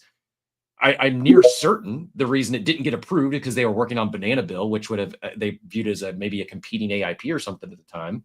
So I guess my take in following the DAO, not as closely as Aaron and Ernest and others have for the last 4 years, but I've been involved. I've submitted AIPs. We've had AIPs approved. We've had AIPs that never saw the light of day. I just think the DAO, and now the counter to this is probably, well, this new structure got proposed. We haven't seen how that play out in the wild yet. Maybe. Fundamentally, I think the DAO was broken. I think that it was not working. And, definition of insanity is continuing to do the same thing over and over again and expecting different results. I think change was necessary. This may not be the perfect change, but I think that this is better than what had transpired.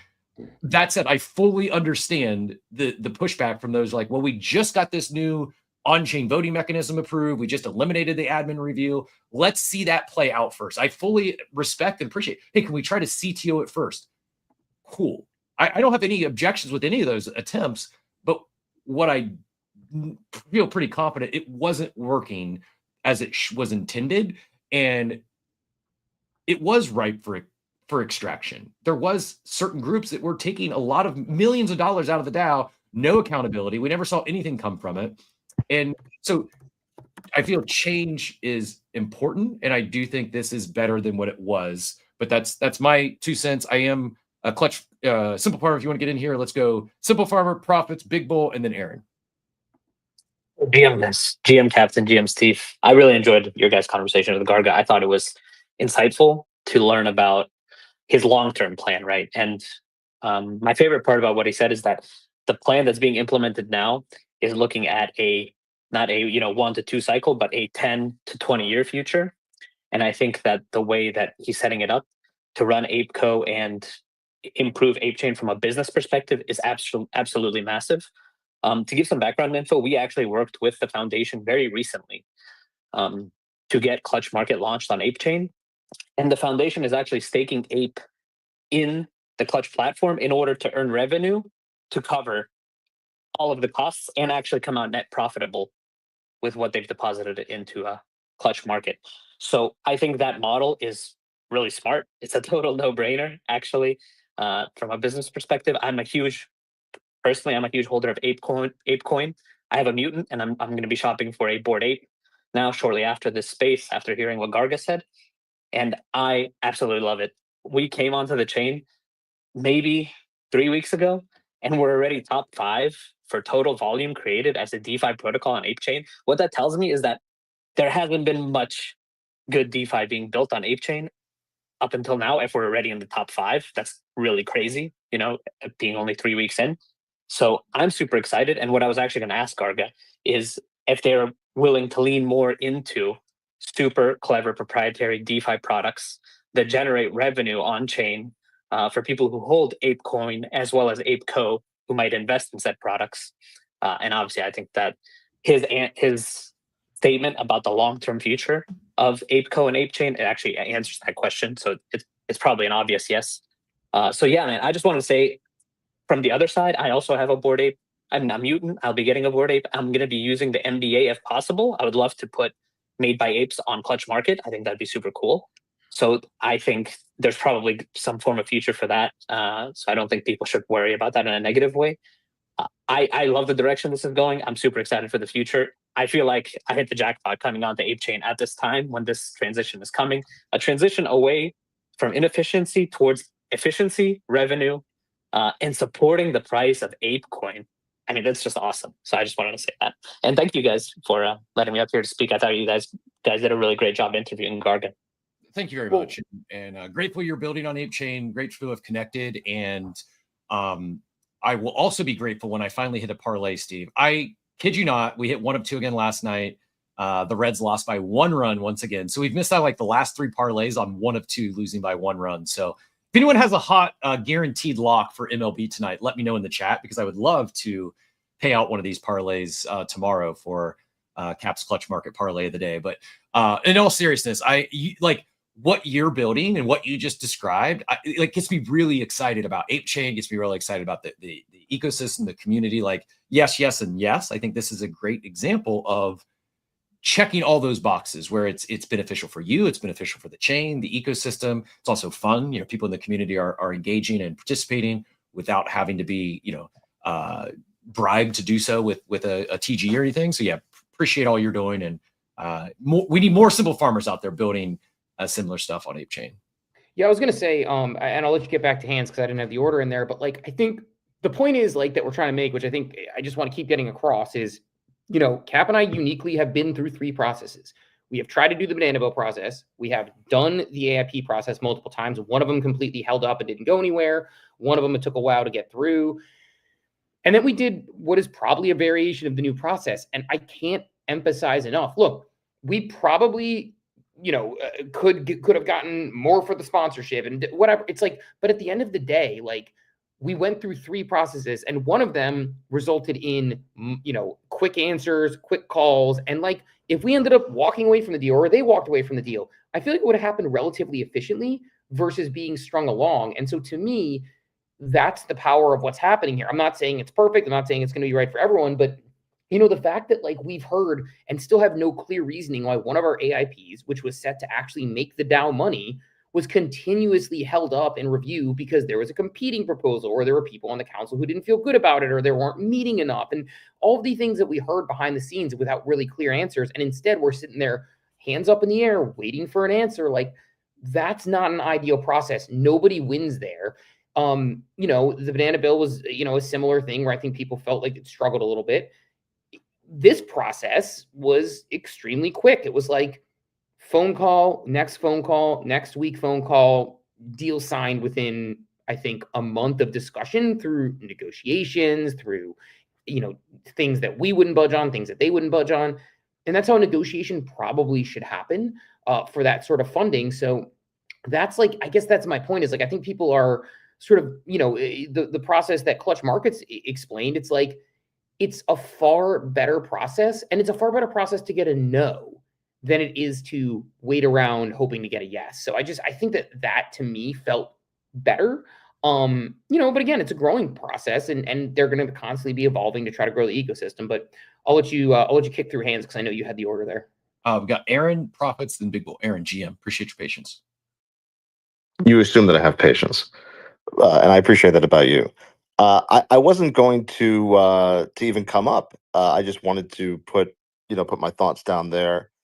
But yeah, I mean, look, you've been through that process, as I mentioned, and yes, you had same thing with me. I had one AIP that went through. I'm very grateful to the DAO and everybody who helped with that. I mean, Animoca. I mean, sometimes we paint as villains, but they very much helped me, pass that.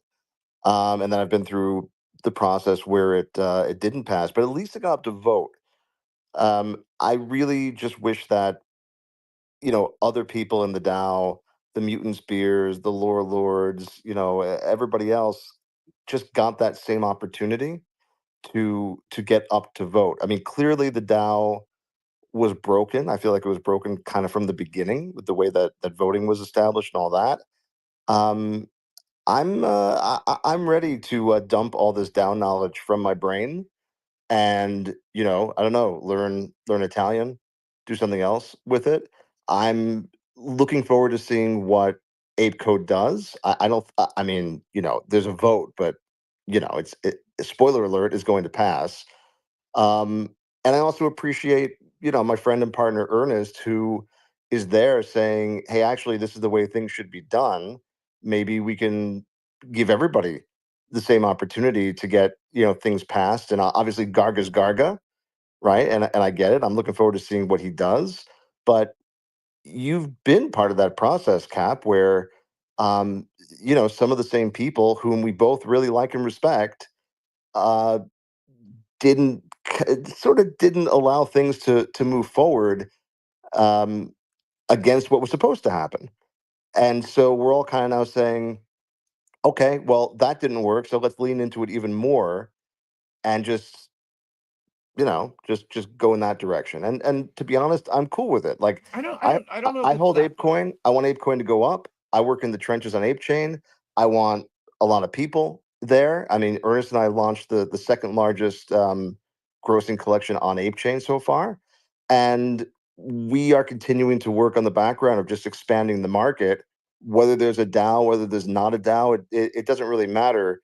Workers are going to work, and so I respect whatever the DAO does, and yeah, even if it's to off itself, it's totally fine. Fair. I think I feel different than like I think this is an actual change versus more of the same in terms of, yes, is there risk that no one ever gets funded now? Absolutely, that's a risk. Like they could just say no to everything. I think it's much more likely that community builders, those that are concerned about this, I think it's much more likely that two things happen. Either A, you get funded, or B, you get a professional answer in a much more timely manner than what was happening previously. The biggest complaint, frustration, that some of this is anecdotal, but from my conversations with those deep in the club and that have submitted AIPs or submitted to the banana bill, is months. Like the number one complaint is, oh, I submitted something 6 months ago and I still don't have an answer. That's unacceptable. And I don't think that'll be an issue going forward if this were to go through. I think you're going to get a pretty quick yes or no, or to Steve's point, you're going to get back and forth and get some real questions and be treated like you would if you were proposing something to a real business entity that wasn't just had to like. I think we'll see. I think it'll be far more efficient, and maybe no one ever gets funded in the community anymore, and this is just to fund Yuga. That is a potential risk. I'm taking Garga at face value that that's not their objective here, and that they do want to support and stand up some of these businesses, whether it's a MBA business or not. I don't think it's more of the same. I think it actually is Well, Kat, that's not exactly what I meant, and I'm sorry. I trust Garga.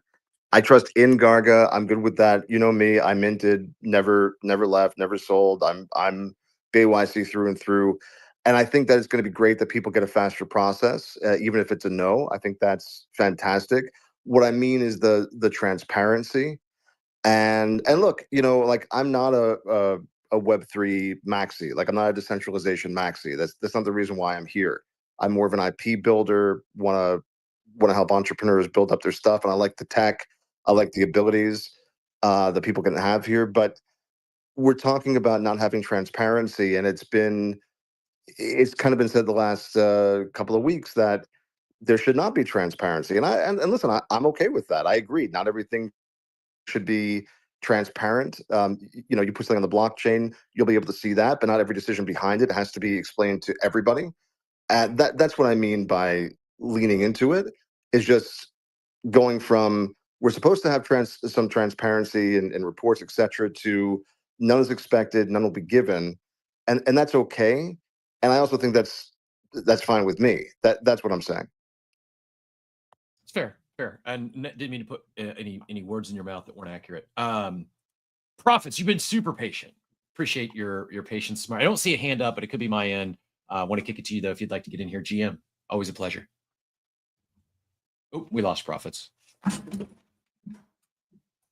I think if you're still want to get in here, throw a request. We'll get you back up on stage. Big Bull, GM, appreciate your patience.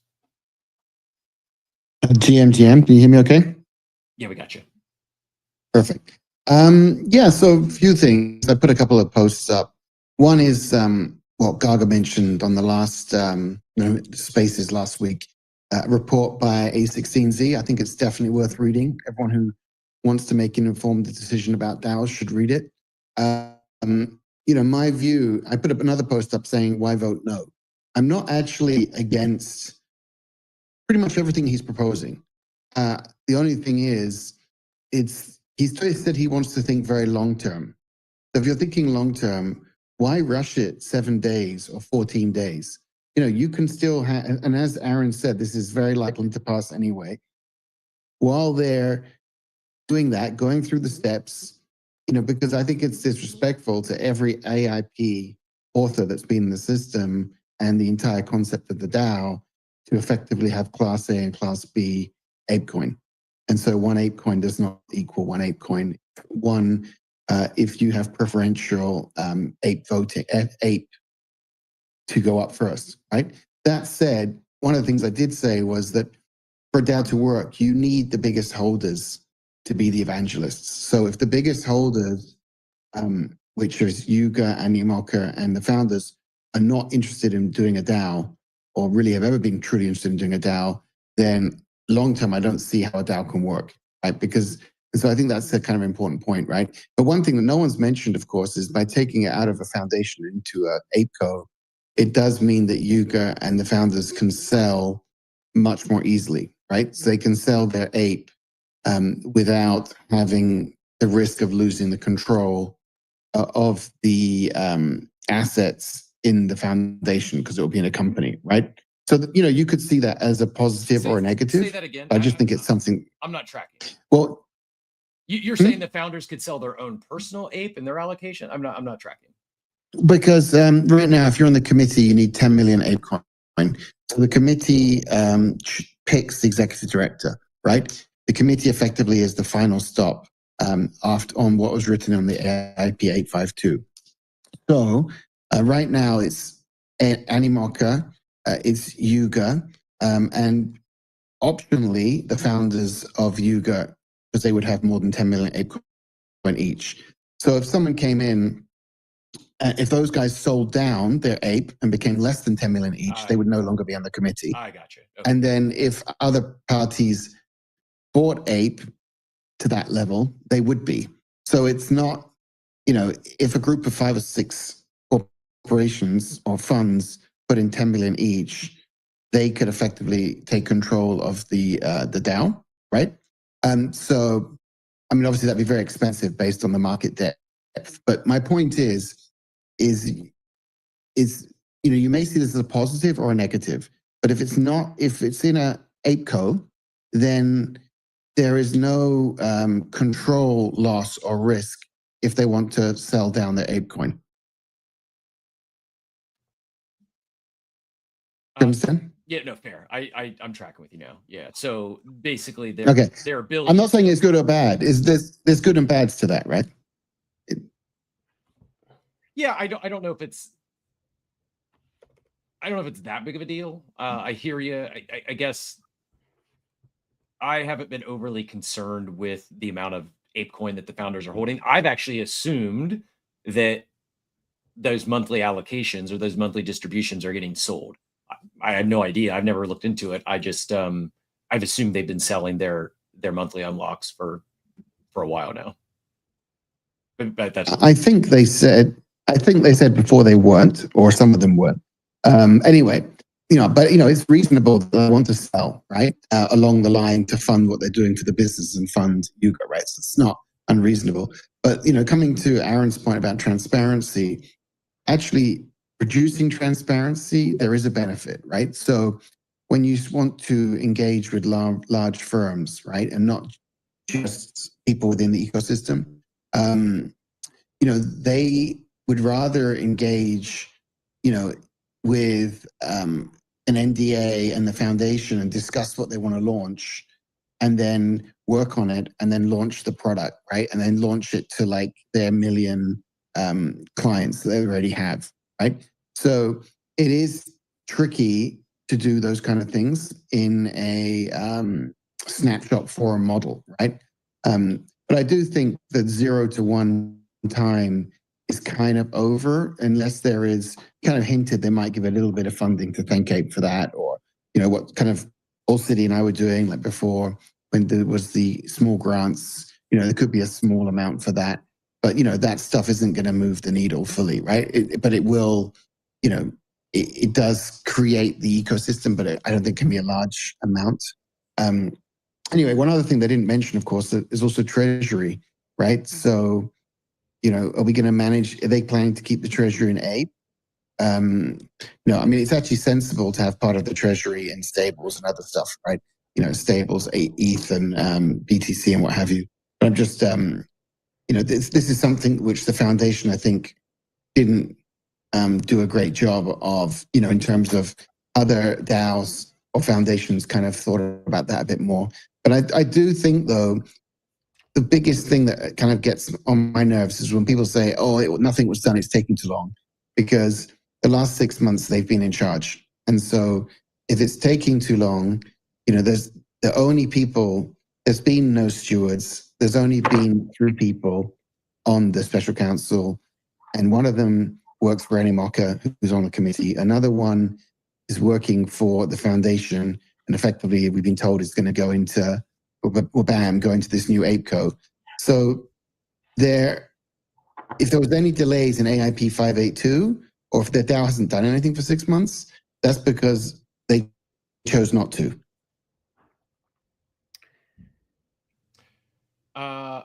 Fair. I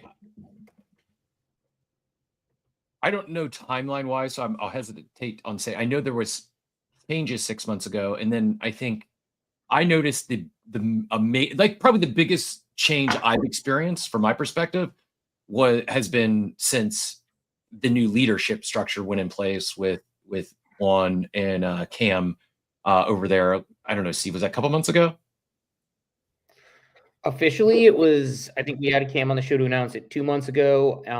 So I think it was about a couple months ago, but at least when they were more empowered, I noticed a significant difference. There's obviously crossover in some people, and I'll leave it to the DAO to make the decision, or the foundation to make decisions on who it is. I know they brought on some other people. I mean, again, I'm just going to speak from my own experience, but it was, again, AIP was long. We had one AIP that didn't even get through. We were given all these various reasons from people who heard things from people, like through a game of telephone. Are you talking about AIP 396, LFG Ventures, or another one? Which one are you talking about? Which AIP? Which one was it? 396 is the one that we proposed. It was, right? Yeah. So there's obvious reasons that didn't go through, because you don't have a venture capital background, and you don't have the legal structures. You didn't do a GPLP structure. I mean, there's loads of reasons why that couldn't pass legal. But no, there's not, because we did have individuals that had that experience on the team, were advisors. It never even went to vote. We never even got that feedback from legal. That was the issue. It was Yeah, what you just said now, that was the first time we've ever heard that, actually. We didn't get any feedback like that whatsoever. And it was I believe the reason it didn't go to vote is because at the same time they were planning on the banana bill and they didn't want ours to go to vote before theirs. But it was right. To say it didn't go. I had no exposure to that, by the way, so I have no visibility to that decision making. But yeah, I agree with you. But the point, it was the challenge, but the foundation did fail on managing the treasury. That was part of the proposal. Was why are we paying Coinbase $100,000 plus a month to custody funds when we're in DeFi? Like it was a bleeding expense to the tune of millions of dollars to custody funds when there are many people in the ecosystem that have tremendous track records in DeFi.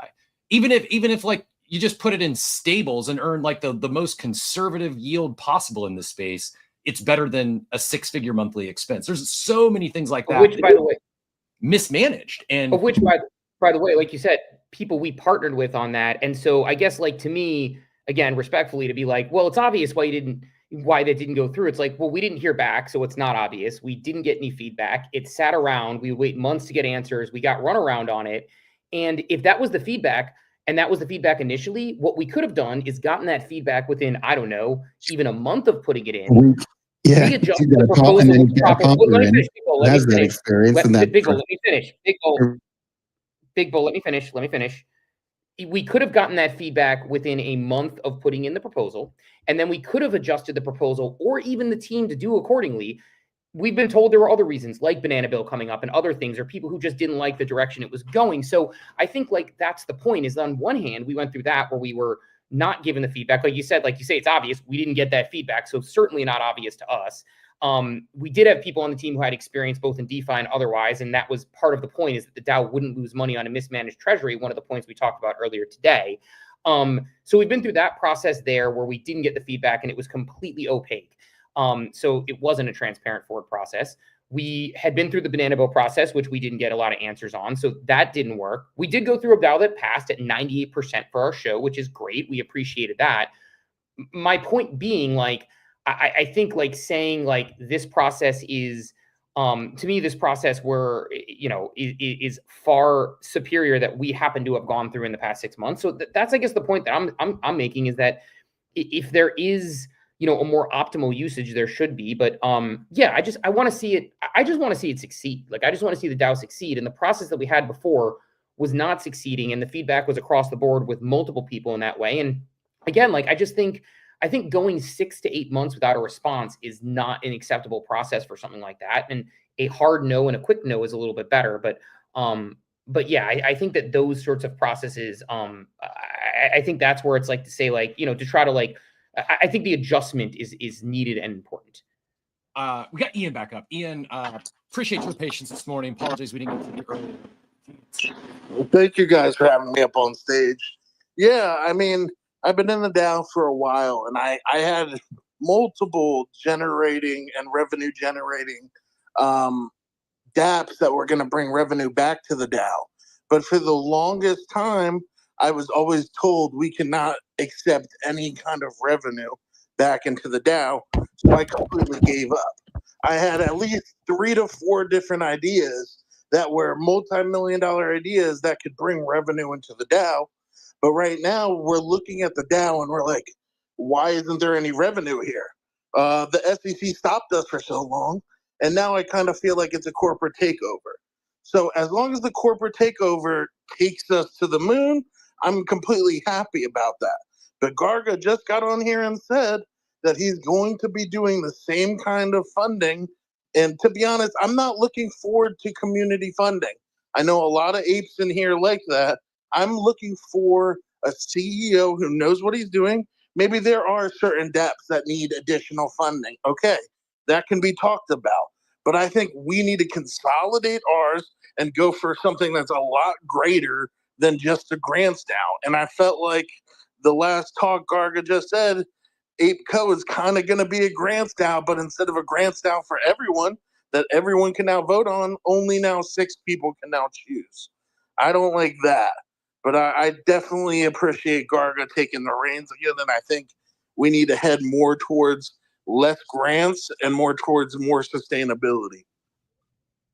Yeah, and I don't think it was ever actually truly. I mean, on paper, everyone could vote on it, but in reality, 98% of the community could support you, and it wouldn't matter if Animoca and Machi Big Brother didn't support your AIP. So it turned into a political process in that way, and I think that was part of the problem.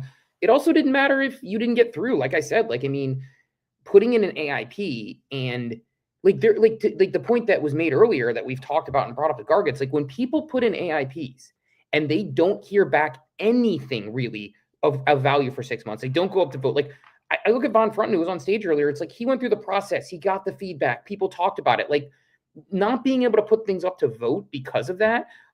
That's the problem I think we run into with this, where it was just so unbelievably inefficient. And I think the point you're making, Ian, it's like, as long as it's the right 6 people, I'd rather have 6 people who know what they're doing. Like people got offended when Cam made the comment of like, hey, if you say you have this connection with a very important person, I might ask to see the contact in your phone.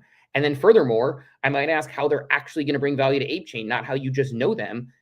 That's what we should be doing. That's what a real business does. It doesn't just say like, oh, well, trust me, bro. That trust me, bro capital doesn't work. And so I don't know.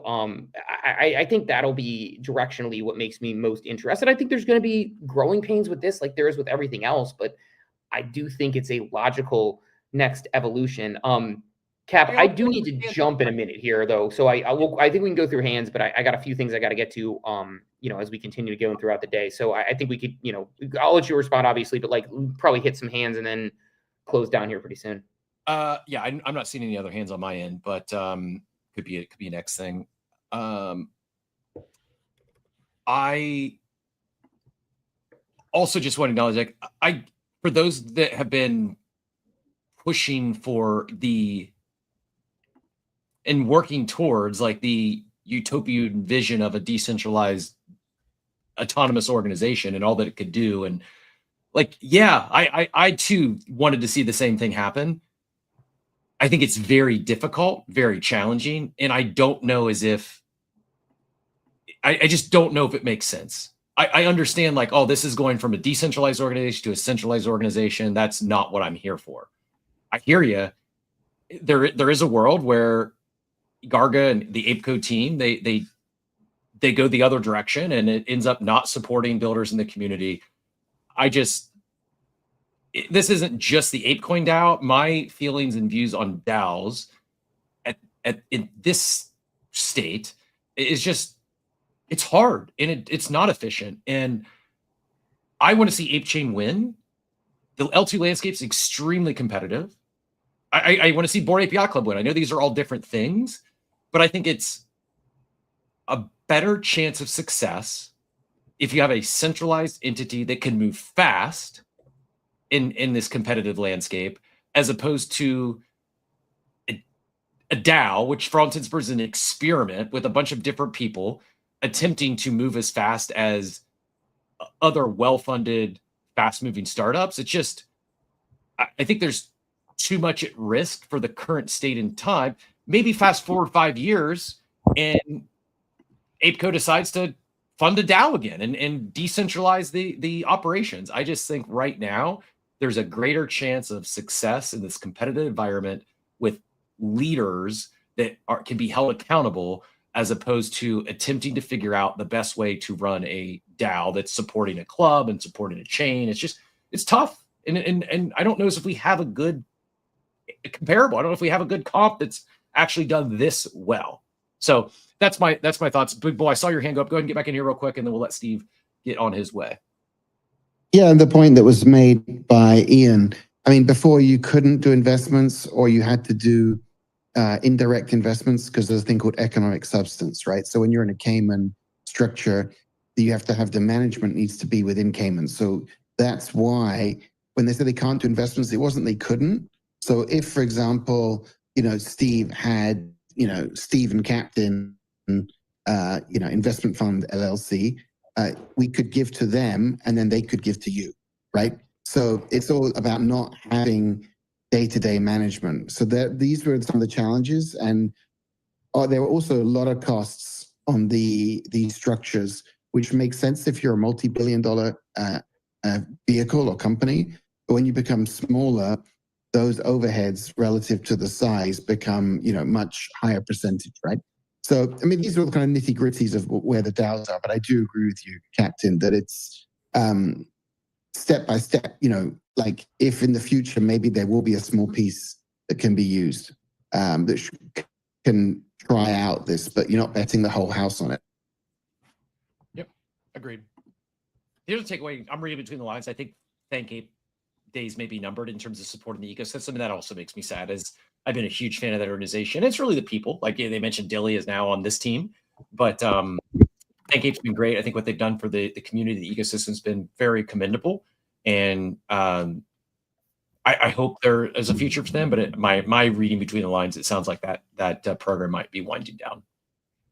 Yeah, and by the way, the point I was going to make earlier, I was actually going to make this point earlier. The other thing that I would say is, at least on our experience with the new team, we also have a member of the team, not one of the leadership members, but a member of the team, helping manage and partner with us on things, which is a huge difference, where they're reaching out and being like, hey, here's a guest, like Live Art we had yesterday. They made that as a suggestion. We got them on the show.